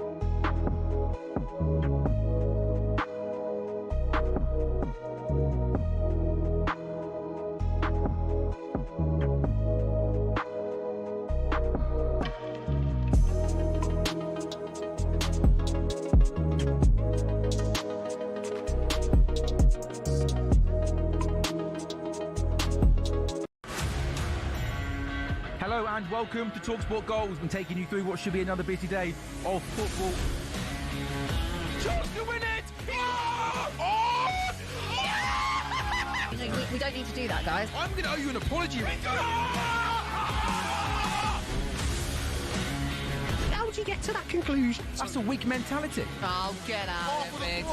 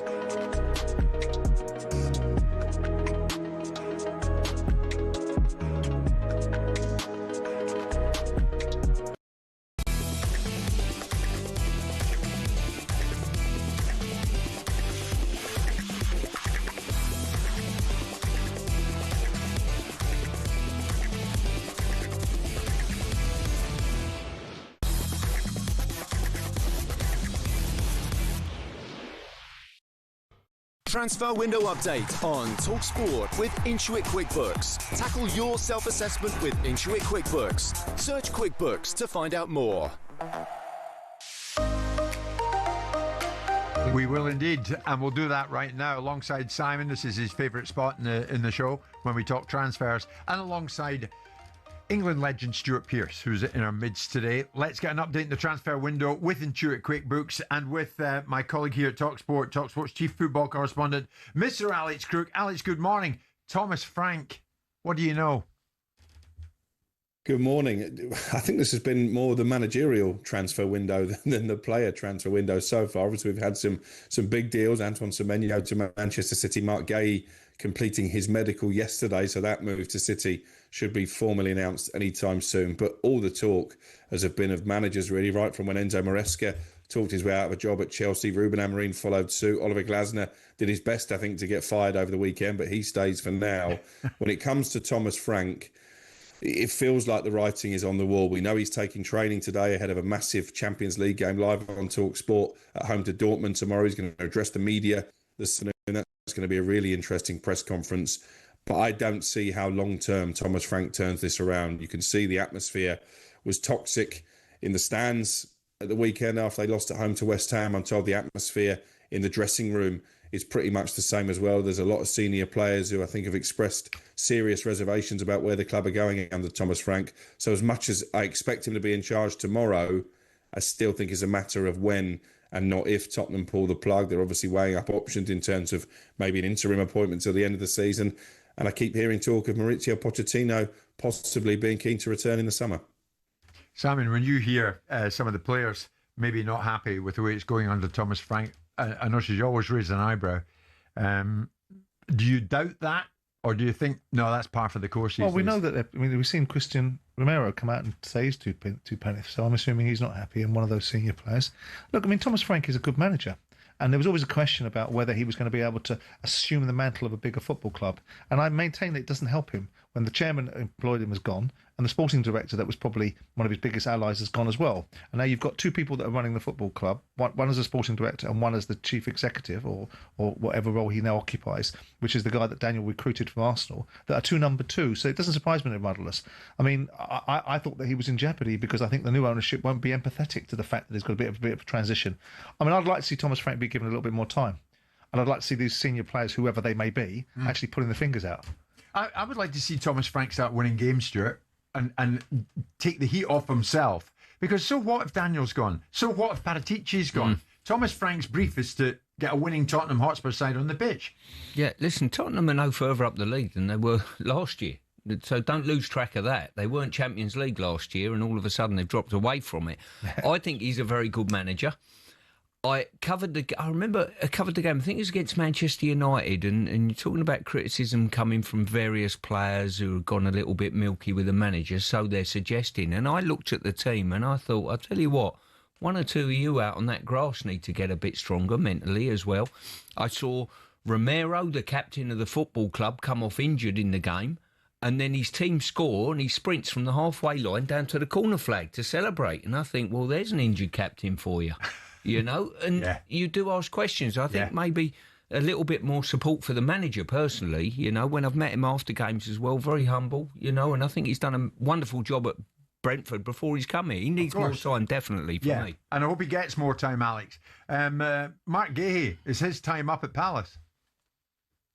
Yeah, this was the story that broke pretty rapidly on Friday afternoon. We started to get whispers in the morning on Friday. I think I wrote about it on Tuesday in my notebook that City were stepping up their interest. They've obviously agreed a fee with Crystal Palace, £20 million, initially rising to nearer £30 million with the add-ons. It's a big money contract for Mark Gahey. He goes straight in as one of City's highest wage earners on around £300,000 a week. He had his medical yesterday, so we could get formal confirmation as early as today. Obviously, he had options. Did he wait until the end of the season and join somebody on a free transfer? But he's decided, no, the time is now. I'm going to go straight into this Manchester City team because they've got so many defensive injuries. He's got the chance to play Champions League football. And whilst I understand Oliver Glasner's frustrations, he must have known, having convinced Steve Parish to keep Gahey in the summer, that this was always the likely outcome. There's no chairman in the land, I don't think, who's going to let someone walk out on a free transfer when you can get 20 million quid for selling him 6 months early. Which is fair, Simon, isn't it? Any news on Callum Wilson, match winner Callum Wilson at the weekend? Is he going to stay with West Ham? Well, that was one of the bizarre moments of the weekend because it looked like he played his last game for West Ham. He'd asked to have his contract torn up. It looked like that would probably happen. There was interest from clubs in Saudi Arabia, closer to home as well. I'm told that Crystal Palace made an inquiry for him as well as teams of the Championship. He comes on, he scores the winner, and now it's my understanding that David Sullivan has made it pretty clear he won't be allowed to leave in this window because they need all hands on deck for the rest of the season. And I think that's a sensible call because when he's fit, he's going to score goals, Callum Wilson. You'd rather have him at West Ham than not if you're a West Ham fan and in that predicament. Yeah, you would. It's incredible. Before he scores that goal on Saturday, probably a lot of West Ham fans would have been underwhelmed with what he's done for the club this season. So it's an interesting one, you know. So you're saying one goal at the weekend has tipped the balance totally. But they need players. New centre forwards come in at West Ham as well, which will be helpful. He looks as though he could be half decent, but you're better off having the players than not. That is for sure. Bournemouth hop along the south coast to Brighton tonight. It's live on talkSPORT. What's your thinking on Bournemouth? Well, it's going to be an interesting last couple of weeks of the window as far as Bournemouth are concerned because they're looking for an Antoine Semenyo replacement. They've been in talks with Vasco da Gama over in Brazil about a teenager called Ryan, but at the moment I think the asking price is deemed as too high. One player who is coming in, he's there undergoing his medical today, is Alex Toth, a midfielder from Ferencváros. It's a relatively modest fee, €12 million plus add-ons, but a fascinating backstory to this guy because when Robbie Keane took over of the Hungarian champions, he was in the B team. They were preparing to send him out on loan, and it's my understanding that Robbie Keane saw one training session and said, no way are you sending this boy out on loan. He's going to be part of the first team, and here he is now making a move to the Premier League. So credit to Robbie Keane for spotting his potential. Alex, thank you very much indeed. On Thomas Frank, we're going to be hearing from Thomas later on today because Tottenham Hotspur going against Borussia Dortmund tomorrow night in the Champions League. That's an 8 o'clock kickoff.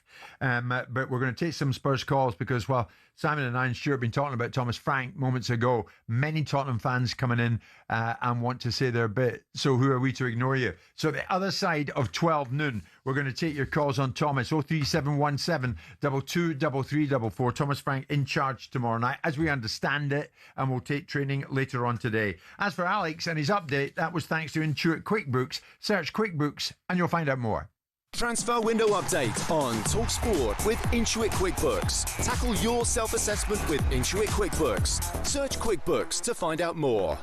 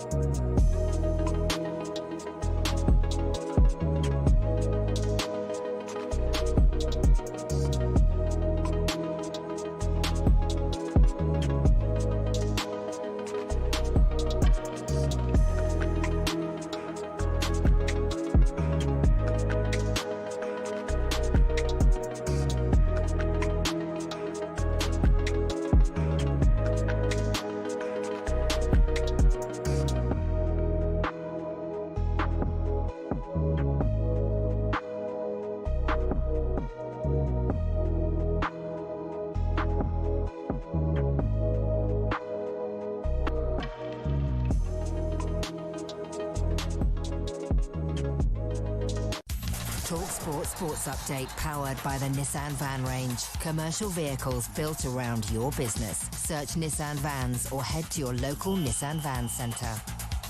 With your headlines at 1 minute past 12, I'm Nick Ellaby. Good afternoon. We're told it's a matter of when, not if, Thomas Frank leaves Tottenham. Our chief football correspondent is Alex Crook. I think the big issue that Thomas Frank has got is not only do the fans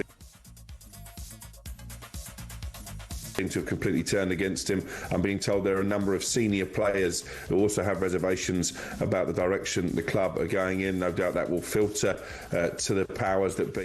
Sorry about the technical difficulties there. Spurs versus Dortmund's live on talkSPORT tomorrow night. It's believed Mauricio Pochettino would be up for coming back in the summer after taking USA through the World Cup.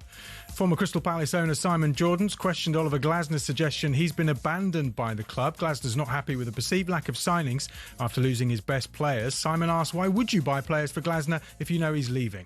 Ultimately, he has created an outcome for himself, that he's been given a job to manage a club that he must have known the parameters of. Whether you like it or you don't like it, you must have known the ramifications of managing Crystal Palace, that they weren't a big spending football club. Transfer news, we're told West Ham are confident of signing Venezuelan left-winger Kaiba Lamadrid from Deportivo La Guaira, and we're hearing Callum Wilson staying at West Ham. That's after his late winner at Spurs on Saturday.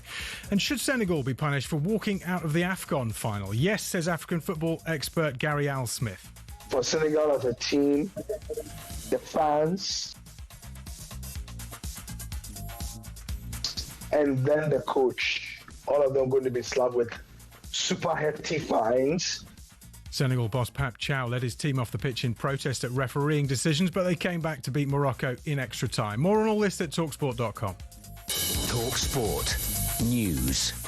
Sir Keir Starmer's played down any prospect of retaliatory tariffs, saying a trade war with the US is in no one's interest, and Prince Harry's privacy case against the Daily Mail's publishers is underway. More from the news team at past. talkSPORT weather with QuickFit, your go-to destination for quality tyres from great brands like Continental. Visit your local centre or quickfit.com and book today. A dull start to the week. Today's rain continuing in central areas, brightest across northern Scotland. Average temperatures.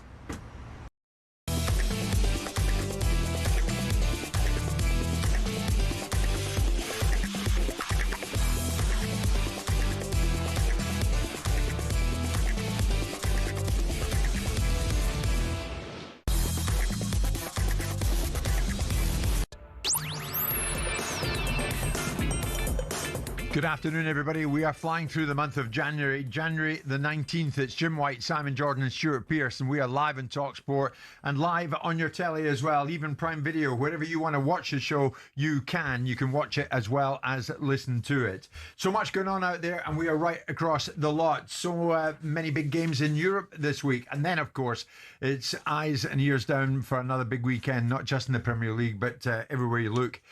Even in the Championship and elsewhere, some massive games, and we're across the lot. Thomas Frank, as we understand it, Tottenham Hotspur manager, to take today's news conference and training session. That is ahead of Tottenham's Champions League match tomorrow night against Borussia Dortmund. He's expected to be in charge for that one.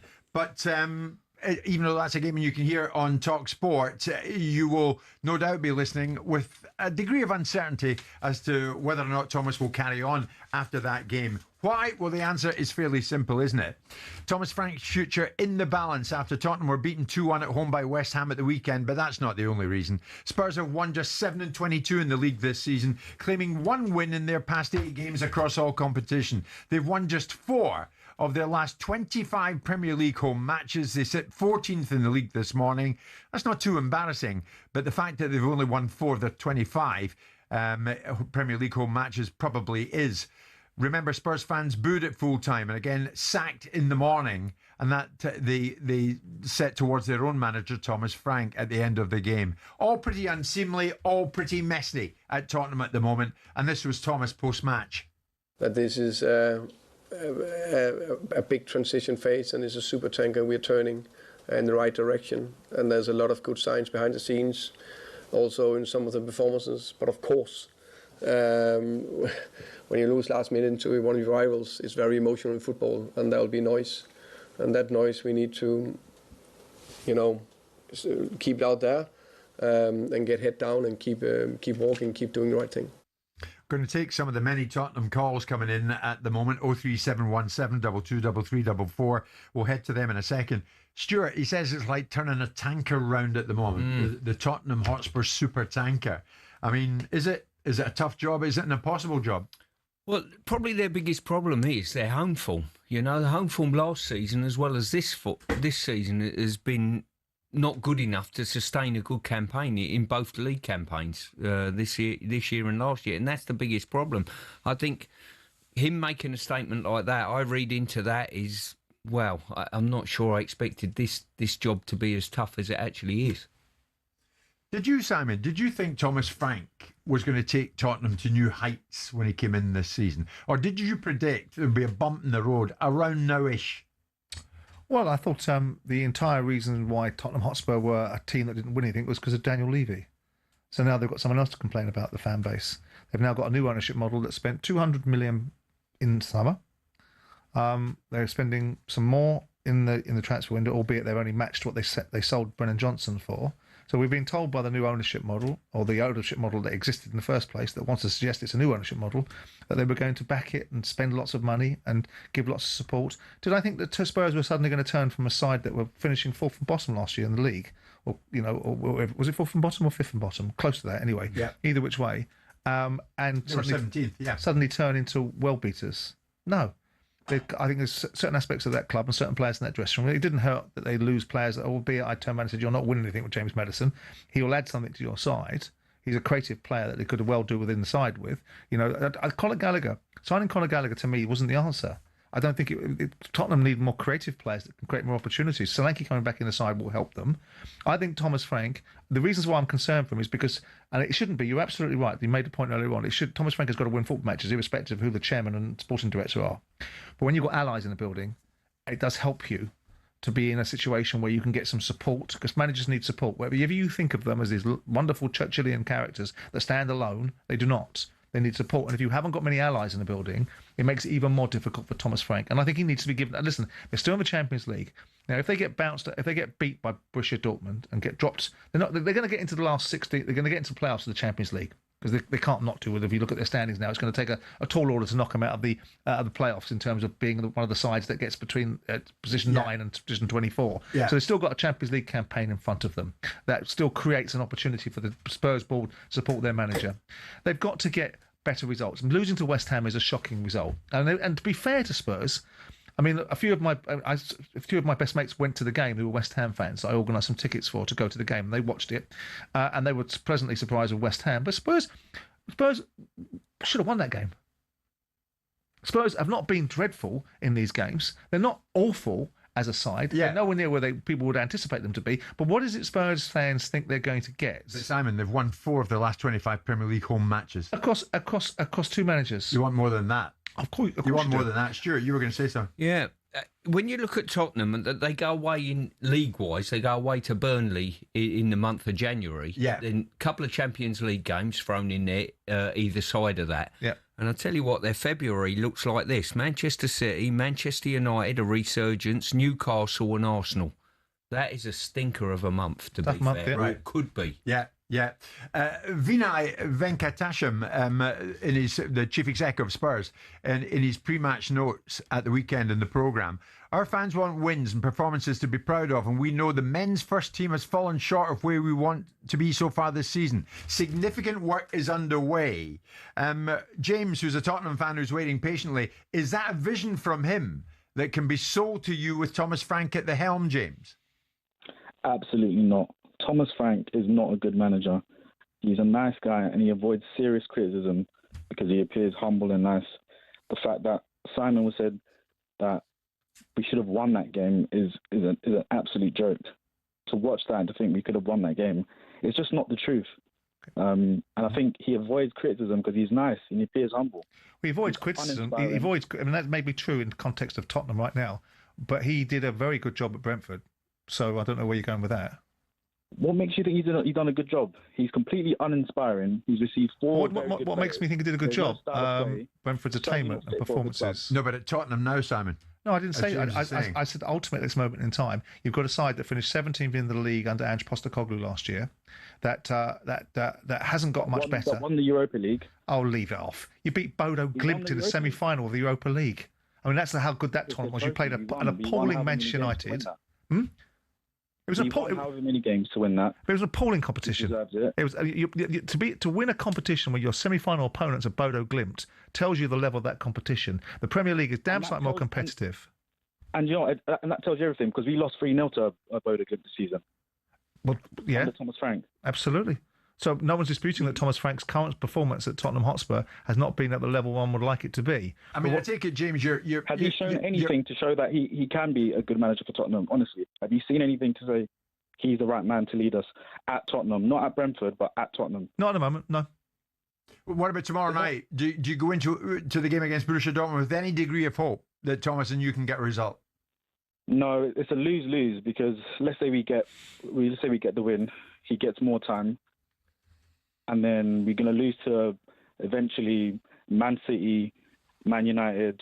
That run we got, there's just no point. Is there any way back for Thomas at this stage, James? No, he's just not the right guy. He's just completely uninspiring. He's just certainly not fit for a big club. Okay, to even say that we're going to lose about 10 to 12 games in the season. Tough words from you. Stephen's a big Tottenham Hotspur fan. Stephen, do you agree with James? Where are you with this? Well, Thomas Frank should have gone after the Forest game, and let's be honest. I mean, look, he's a nice guy, but don't feel sorry for him. He's going to get a nice little payoff for not being very good. Look, Brentford's Brentford. He's got to go. He's got to go. I mean, he thinks it's toxic now. You know how toxic it's going to be tomorrow when we... I can't see us beating Borussia Dortmund, and I think we'll lose to Burnley if he's still in charge. He's got to go. I mean, look, ENIC, Levy must have known he was going to get sacked. That was his parting gift to Tottenham, wasn't it? Give us Thomas Frank. I mean, it's like the Who, isn't it? It's like the Who. Meet the new boss, same as the old boss. We won't get fooled again. Oh, by the way, Simon, the Joe Meek film you did, fantastic, mate. Thank fantastic. You. Look, I'm going to just say, Thomas, you're a nice guy, but I'm a doubting Thomas because he ain't good enough. And Crystal Palace, make them an offer they can't refuse and get Oliver Glasner in at Tottenham because he's the man to bring us glory. Have a nice day, gentlemen. And Psycho, you're a legend, mate. Anyone that mentions the Who in a statement about Tottenham is that was quite a call. Onside. Perfect. And Stephen has come and gone. I mean, Glasner, I'm noticing in a number of messages, Simon is coming in for comment here. If Thomas Frank was to go, there is only one man, and that's Oliver Glasner. This is where we're at the moment. But it's a results business. Of course it is. And Thomas, I think, if he was sitting here now, and he's a pragmatist, he would say exactly he'd accept the same. it. I mean, the same Thomas Frank that beat Man City 2-0 away at the beginning of the season. So you know, it's moments in time, and whether he does enough or whether the players have been culpable. Of course, he puts himself under a huge amount of pressure. If you lose to West Ham, then you're going to be under huge amounts of pressure because they're a poor side that are languishing in the bottom three for a good reason, and ultimately just got beat 3-0 by Wolves a week previously. Here's one for you. Go on. If you're a chief negotiator, like the gentleman next to me, do you turn around and say, I've got a great deal here? Glasner, you go in at Tottenham. Well, Thomas, you go to Crystal Palace. I mean, Thomas Frank's not going to want that, is he? I mean, Thomas Frank's currency is gone. He's gone from Brentford to Spurs. Absolutely, I can see that situation manifesting itself with Glasner. I've been advocating for Glasner to be given an opportunity at a bigger football club, despite the fact he manages the football club that I support. He was always going to leave. So even in January, when he says, I've been abandoned. But he was always going to leave. He said he was going to leave. I knew he was going to leave at the beginning of the season. He said he was going to leave in October. It'd be fascinating to see how well-run Palace is, because we talk about clubs that are well-run. We talk about succession programmes. We talk about potentially Brighton knowing who the next manager is going to be 5 generations forward. Right? It must be interesting to see who Palace have got in their mind's eye for their manager, because they know he's leaving. So it'll be interesting to see if they've done a succession programme. What purpose do these notes in a programme serve, Simon, when Venkatesham, the chief executive at Tottenham, says, the joint ambition of our executive team, board and the Lewis family is clear: to see our men's team competing regularly in the Champions League and for major trophies, while significantly raising the competitive level of our women's team. I mean, that's great, and then they lose to West Ham at home. In the mind's eye of the supporters, do they believe any of that? Well, they spent £200 million in the transfer window. They spent £200 million in August. What's that then? Nothing? Yeah, but not that long ago, we were seeing Chelsea had spent £1 billion and became worse.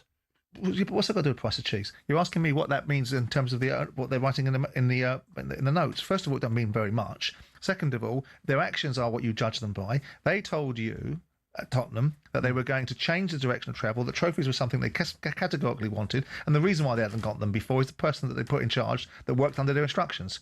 So I'm quite happy to see them behind the 8 ball, because now they've got to put up rather than shut up. So they've got to back the new ownership. They've got to back the incumbent manager, whoever that may be. But they have backed 200 million after being 17th. Wait, what's that going to do? What's that? Nothing then. Huh? Are we losing sight of reality? What's 200 million? Nothing? It's not nothing. No, it's not nothing. But in football terms these days, Simon, to go from 70, where's it going to go to? Arsenal spend on average. Stuart made the point earlier. Arsenal have actually improved their position. But before that, you lot were awfully offended by how much money Chelsea were spending. It's absolutely outrageous. So now they're the role model for how much money you should be spending. The average spend from Arsenal over the last 2 or 3 years has been about £220 million a season. They're the potential Premier League champions. So the blueprint is buy good players, isn't it? So that wasn't you in the summer who said in this studio Arsenal need to spend 200 million to at least stand still. No, that was 2 years ago. I didn't say it last year. I said it 2 years ago. I think he said it in the summer. Yeah, stand still, which was second in the league. Yeah. If Spurs are second in the league now, they bite your arm off at the shoulder. We'll take more calls at the other side of this break. You know the number, 03717 223344. Everyone's welcome.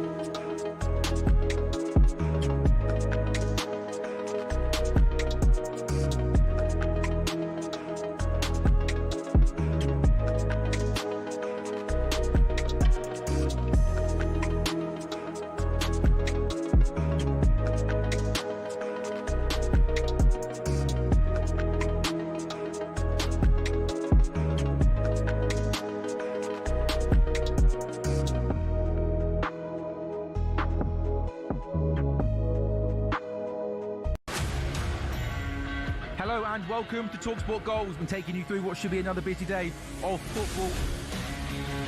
Chance to win it! We don't need to do that, guys. I'm going to owe you an apology. How would you get to that conclusion? That's a weak mentality. Oh, get out of it.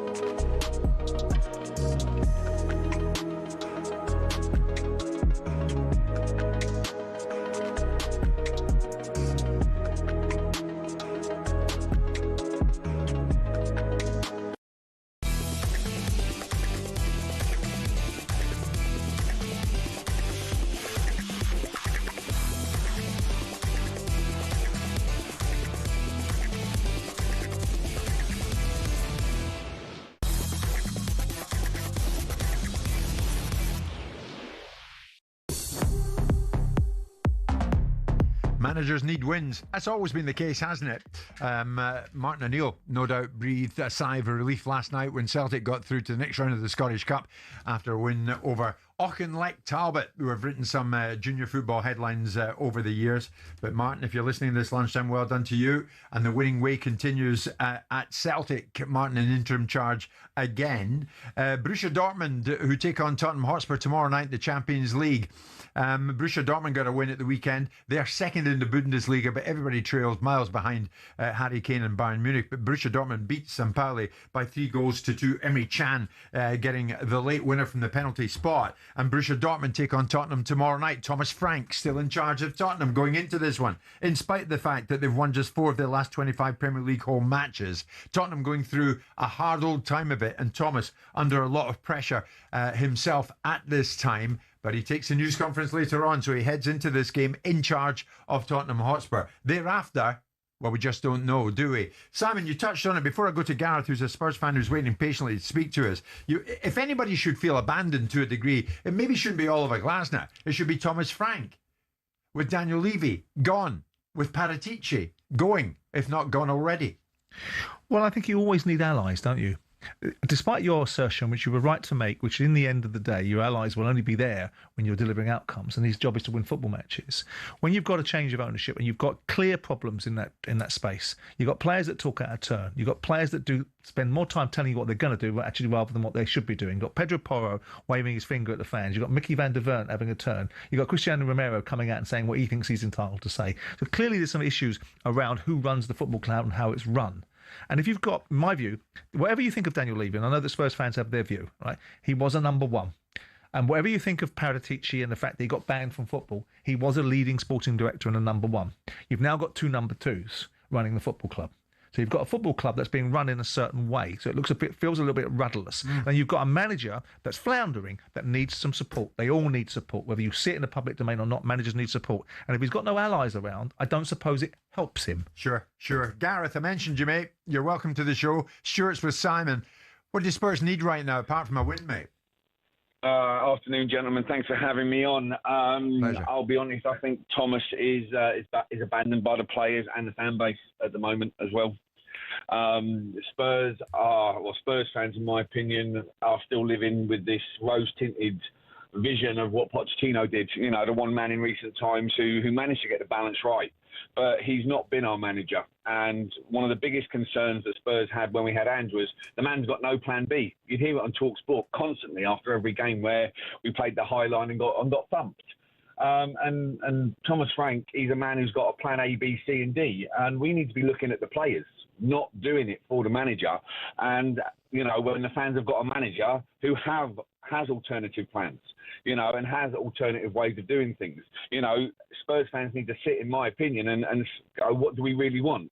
Do we want the attractive football where we're going gung-ho, or do we want a man who is able to have a plan B where 60 minutes we're 1-0 down? I know the results haven't quite worked that way at the moment, but that means we need to look at the players, and it's the players' backs we need to be getting on, not necessarily Frank. Gareth, have an exchange with Stuart, because Stuart, you mentioned earlier on, you've covered Tottenham Hotspur matches, and at that moment that Romero, who'd been injured, suddenly sprints to the far corner, etc. Gareth's making a good point here, is he not? The players have got to look at themselves here. It's not just Thomas.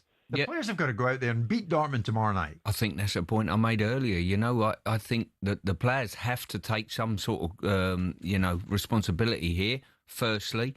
I look at the Tottenham squad of players and I ask you the question. You see more of Spurs than I do. Do you think that squad of players are good enough to challenge for a European place? I do think they're good enough, Stuart. Right. I just don't think that. I grew up watching you. You know, I've met you a few times at England games with my son. I've had the pleasure of talking to you. You know, and the one thing that you have always had, and I don't think it would have made the difference who the manager was, your own personal pride in your own game. Is, you know, regardless of what you thought of the manager, I know full well, I believe full well that you would have gone out regardless whether you got on with the manager or not, or believed him or not, for your own personal pride. And I don't think Tottenham players are doing that at the moment. Yeah. Good point, Gareth. Thank you for your call. George, you agree with Gareth? You know, it's about time the players get a hold of themselves, get out there and win. I'm not sure that was a real Spurs fan, if I'm honest. And you're a real Spurs fan, Joe? I am very much so. I've got the tattoos to prove it. So go on, tell us it straight. Well, I mean, where'd you start? I mean, my initial point was actually just to call up and say that I want to get it out there on the radio to you, to Simon Jordan sitting there with you, Alex Crook. You've got to get this 17th thing out of your head. The fact that we come 17th last year, there's so much context around it. Yes, 17th is one place above the relegation zone, but I think we were 13 points clear. We were never going down, right? And all we hear from you lot in the media is Spurs have got to win a trophy. And prioritise the Europa League. We won the trophy. If we come 17th, 12th, 9th, it wouldn't have mattered. It doesn't matter. So this 17th thing, it's so boring. But that's where you've. But hang on, but no one said you were getting relegated. I never made that utterance, and I've never said you have to win a trophy. So if you're levying that accusation at me, then pack it in because I haven't said it. And all I've said is the fact you finished 17th, which you did. Yeah, we did. Yes, which is crap. There's so much reason around. No, there's no reason. It was managerial choices that were made by Ange Postecoglou to sacrifice the Premier League in favour of pursuing the Europa League. Exactly. So we all know that. Well, surely you can do both. Let me talk. So Palace could win the FA Cup. Palace could win the FA Cup, but they couldn't perform in the league. So they finished higher in the league, but they could win the FA Cup. I'm not talking about Palace, I'm talking about Tottenham. Right? Yeah, but you've got better players, right? So you could finish above 17th. So keep on citing the fact that people have mentioned 17th, whether it's me or Alex Crook or whoever else, is a fact. Finishing 17th is a poor return. Yes, but there's reason. Sorry, there's so much reason. The injury list was ridiculous last year, and in the end, Ange he sacrificed the league. He saved our good players for Europa League. But you were poor when your team. I watched you against Leicester. I watched you against the other side, Ipswich. Sorry, when you were playing when Ipswich were, and you had a full team out, and you were poor then. That was back in October, November. All right, so only on certain dates it suited, is it? Where are you on Thomas then, specifically, Joe? And get into this game tomorrow night. Well, look, I mean, like all Spurs fans, I think 99%. He's got to go. Nice guy, done really good job with Brentford. But we are not Brentford. He's the guy just then. That's why I wanted to comment. As he said, he's got plan A, B, and C. I've not seen plan A, B, and C yet. Plan A is just to sit back, let teams come on to us, and that's it. And then or maybe the plan B is then to get some long throwers on, and that's it. It's not good enough. It's just not good enough. And Thomas Frank has referenced this 17th thing. Our squad is much better than 17. As the last caller said, the players are better than that. But they are being managed terribly at the moment. Obviously, injuries as well, which everyone pinned on Ange, but he's not here anymore. So what's the excuse there? There's a whole load of messes, right? But the 17th thing is just it's a stick to beat us with. Yeah, it doesn't look good, but there's a reason for it. No one cared that we came 17th. But Joe, before you leave us, are you beyond the point of no return? Or are you still in there fighting? If Thomas and Tottenham, if you beat Borussia Dortmund and then you go to Burnley at the weekend and win there, does it all change? No, it doesn't change because I think Thomas Frank, again, nothing against the man, nice guy, done a great job at Brentford. They're my granddad's team. I was really pleased for him there. His mentality is not to be what we would like to see at Tottenham. He's not got an attacking mindset as his natural position. It's always to sit back. It's to start negatively and then go into your shell. And again, that's not going to wash with Tottenham. But you were losing your heads over the way Ange went about it. We're so attacking. I wouldn't mind seeing defensive football. I wouldn't mind seeing that if we could actually do it, but we can't. If we were drawing every game 0-0, at least there's a plan there. But we can't even do the defensive stuff, so what's the point? Joe, listen, thanks for the call and thanks for all the points you have made. I wonder if there's anybody still out there who's very much still with Thomas Frank. You might want to air that view, and if you want to, you know the number, 03717 223344, 12:30.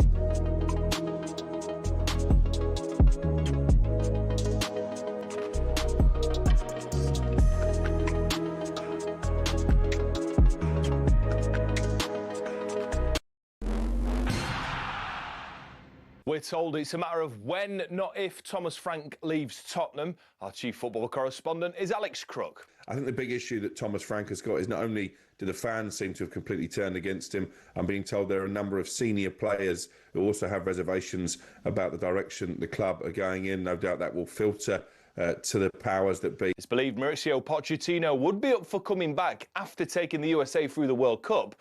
View from the Lane's Jack Pitt-Brook tells us Poch is the only man who gets Spurs. He's found a way of playing which somehow brings together what the fans want, what the resources of the club are able to deliver, and finding a place within the Premier League for Tottenham to play kind of attacking, cutting-edge football. Spurs' Champions League game at home to Borussia Dortmund is live on talkSPORT tomorrow, where Thomas Frank is expected to remain in charge. Now, former Palace midfielder Sean Derry's told us he's surprised Oliver Glasner's still in the job after those comments. That was warts and all, wasn't it? It really was. You know, it was fully. His head had fully gone, Oliver Glasner, and you could see, you know, he was emotional. Of course, the result doesn't help. Yeah, it really shocked me. After losing at Sunderland, Glasner said he felt abandoned by the club. We understand Palace have decided not to sack him. Transfer news, and we're hearing Callum Wilson staying at West Ham after his late winner at Spurs on Saturday. We understand Alexander Zinchenko could leave Nottingham Forest to join Ajax on loan.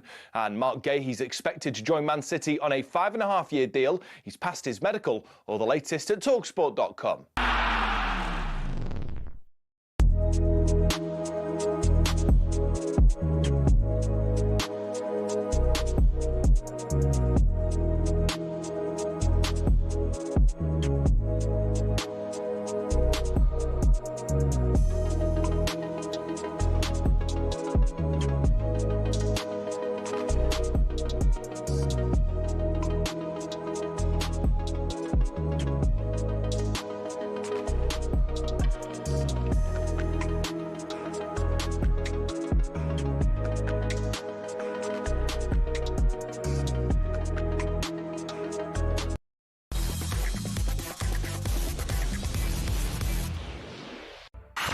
The Australian Open update on talkSPORT with TNT Sports. Stream every set live on Discovery Plus or watch TNT Sports channels on EE, Sky and Virgin Media. Subscription required. 18 plus. Terms and conditions apply.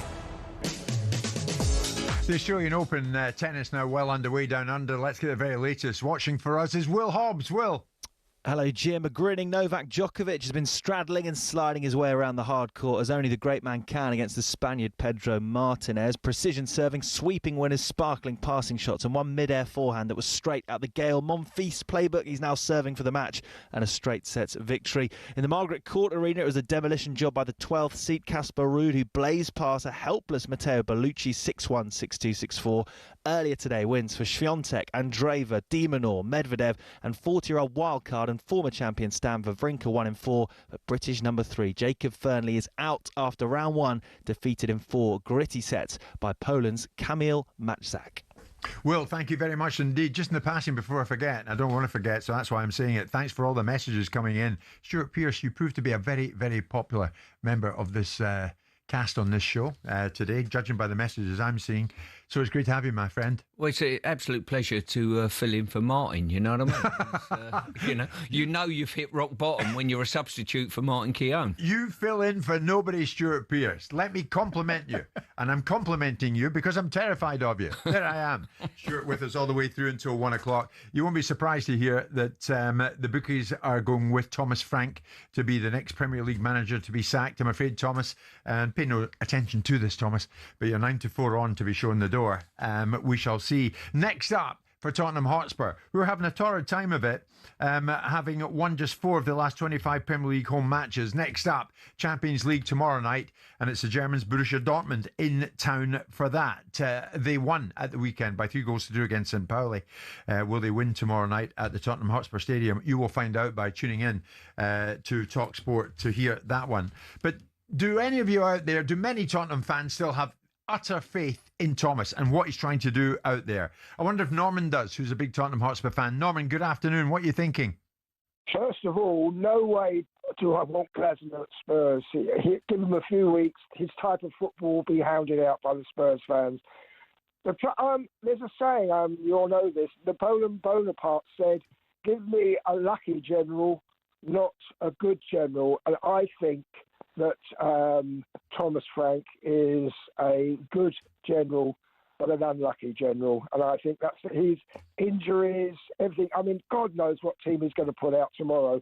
But the real problem is it doesn't matter what manager you put in there. ENIC are the problem. Until ENIC go, and I'm going to say this now, Tottenham Hotspur Football Club is finished. We are going nowhere under ENIC. It doesn't matter what happens. What I actually think is going to happen is that they will keep Thomas Frank on for the rest of the season.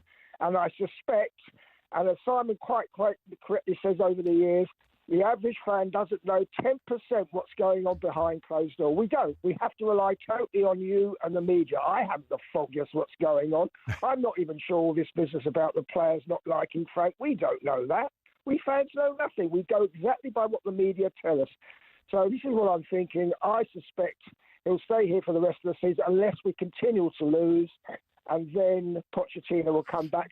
Having said that, if Pochettino does come back, I suspect ENIC will, for the first time in their history, actually back the manager. Norman, just before you leave us, when you say unless ENIC go, Tottenham Hotspur are, quotes, finished, what do you mean by finished? That means it's finished as a big club. At the moment, if this carries on for another 2 years, we're heading for relegation. There's too much about in the media about, you get the predictions every Saturday, Spurs to win, and you know full well the players aren't good enough. We're in decline. It's obvious this club is in decline. ENIC are only interested in making money. They've got Beyonce going on. They've got go-karting going on. They've got boxing going on.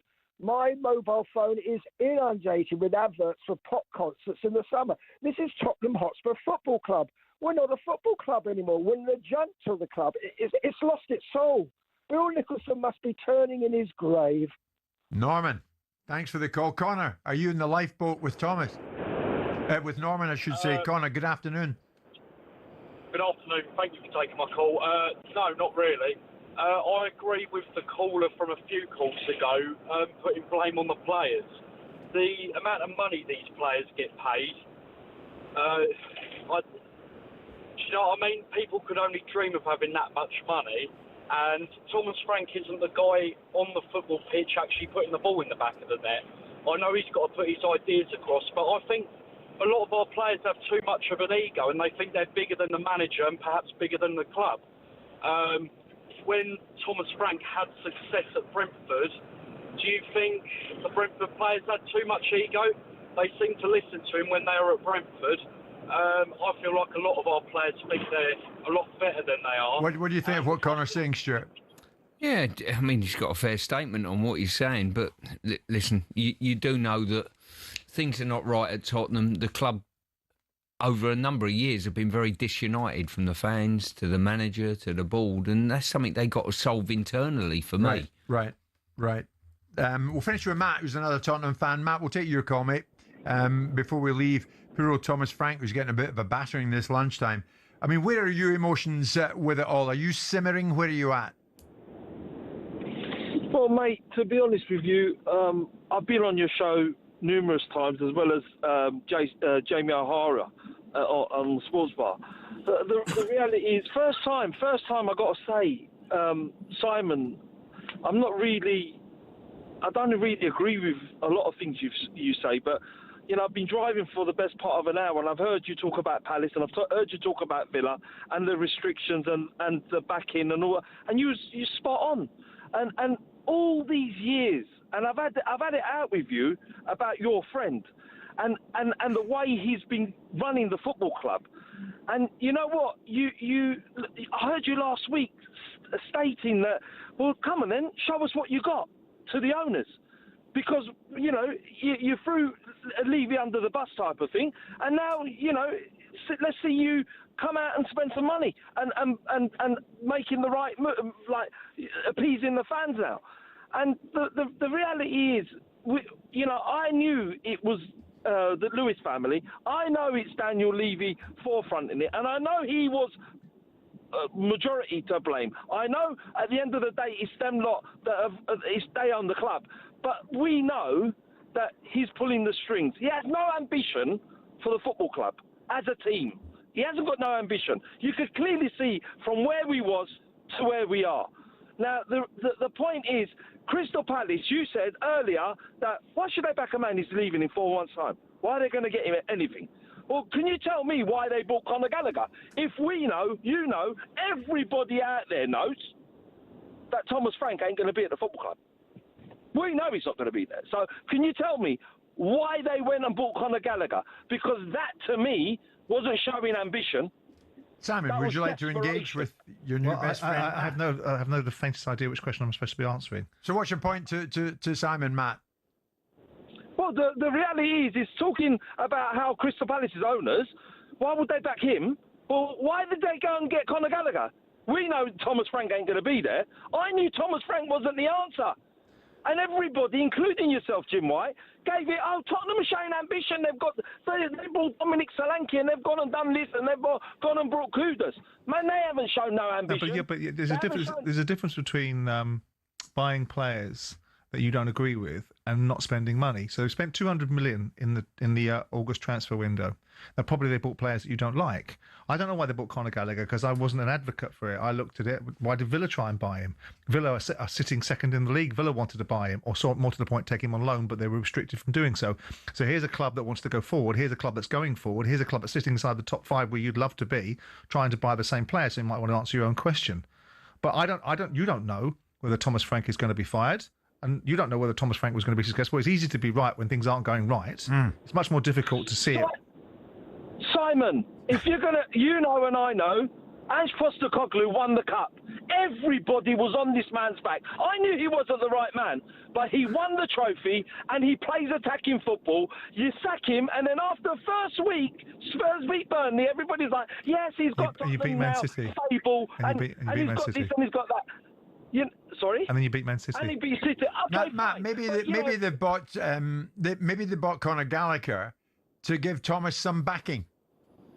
What backing? What backing? In the transfer market. He ain't going to beat Burnley, and he definitely isn't going to beat Dortmund. You don't know that. And I'm telling you, well, listen, you know and I know, we're watching the same game. He ain't going to survive because he's got, the fans are on his back. The guy chews gum like a cow. He's desperate. He doesn't know where he's going to come in. He just wants to get sacked. But the reality is, Simon, Tottenham has spent, these owners have spent over £200 million, and they've spent probably over £1 billion.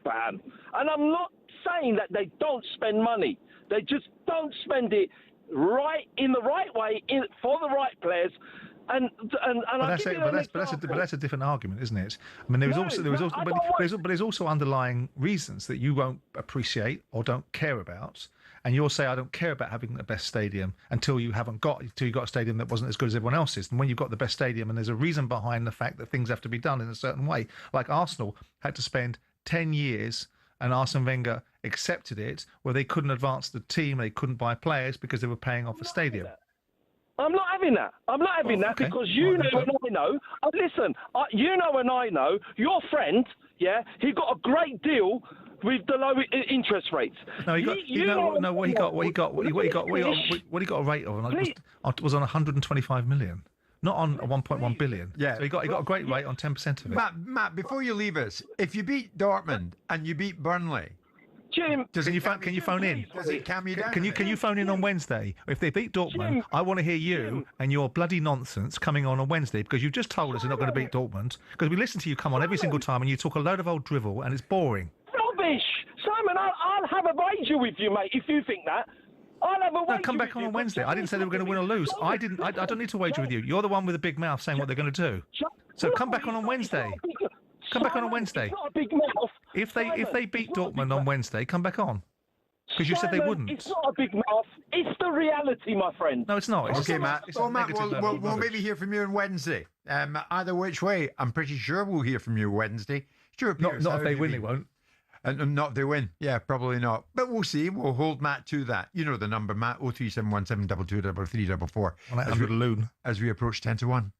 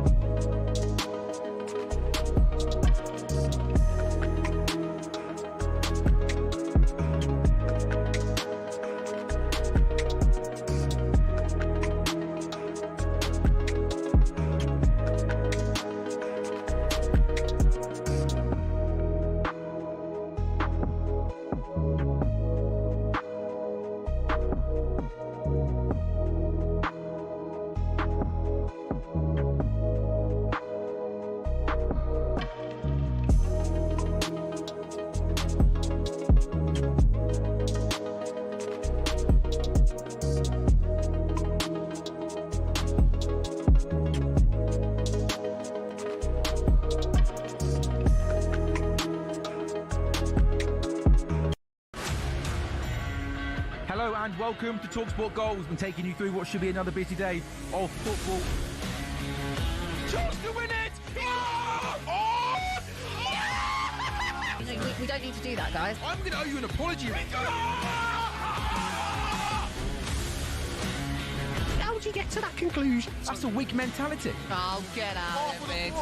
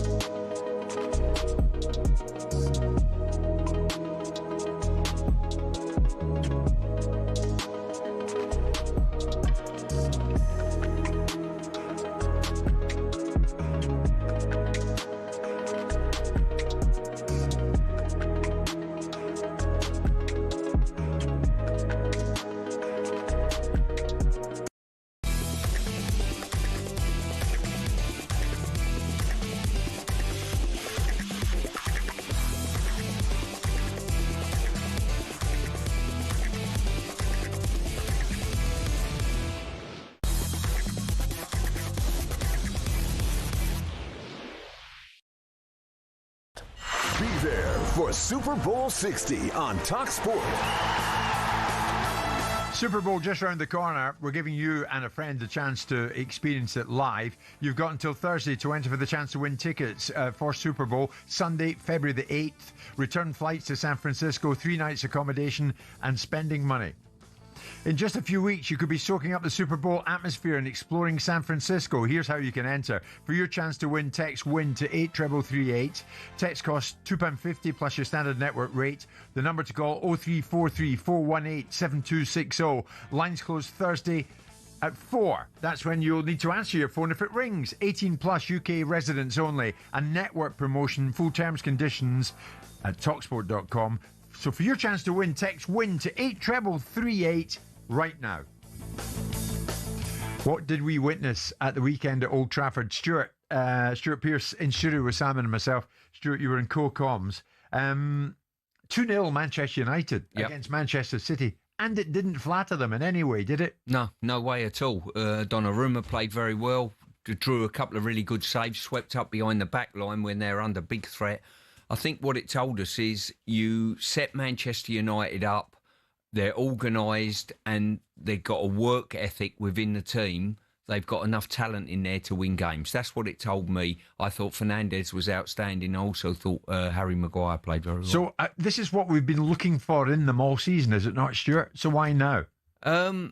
Is it just looked like it looked like the organisational side of things, to be fair. I mean, you know, I spoke with Stevie Holland a couple of days ago, and he likes the talent that's in the group. You know, they need a little bit of organisation.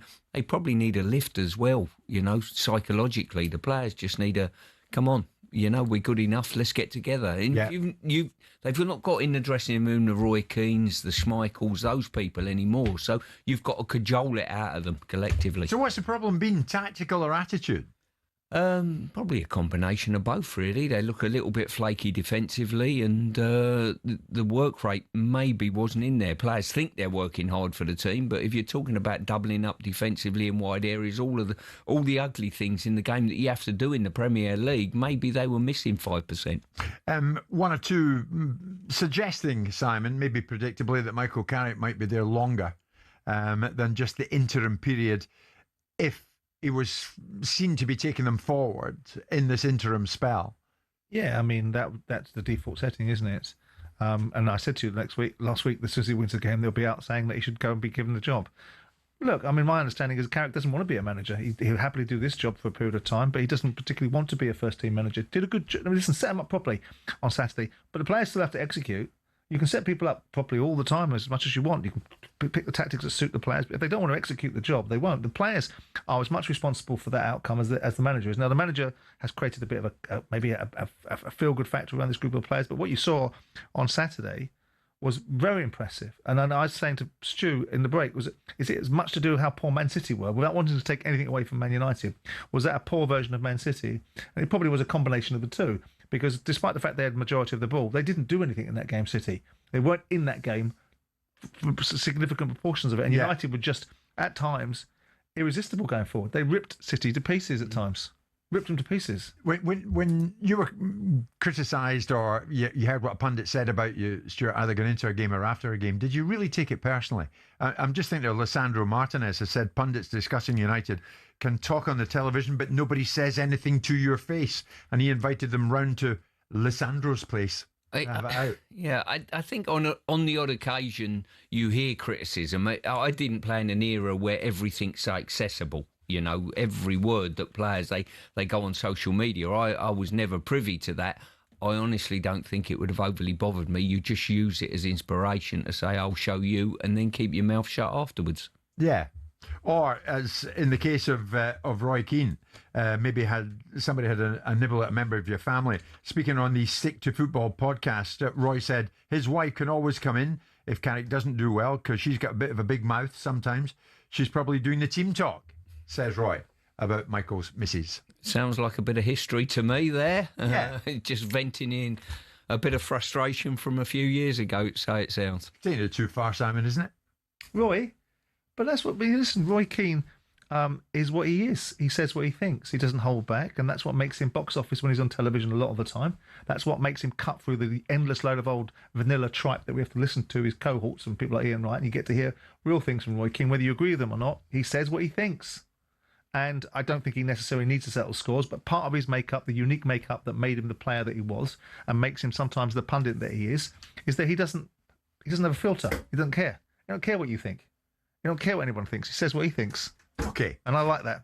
And you like that. Stuart, I like this. You're going to be in the building again tomorrow on the show, which comes after ours, Mr. Hawksby, Mr. Jacobs, and your old mate from the Stranglers is in.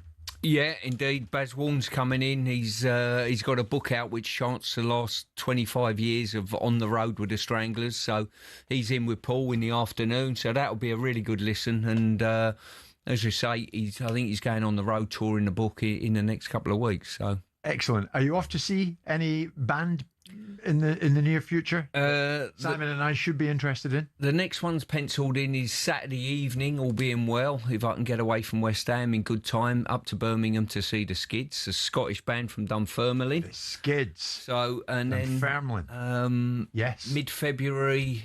Who was the original lead singer of that band? Wasn't he married to someone? Wasn't he married to Richard Jobson? Richard, that's it. I knew. Yeah, Jobbo. And then Jobbo. Mid-February, Booze and Glory and Deadline. I'm hoping to get to see, which are a sort of skinhead oi combo. You know. Right. What a nice group of lads they sound. Indeed. Yeah. Stuart, lovely. Thank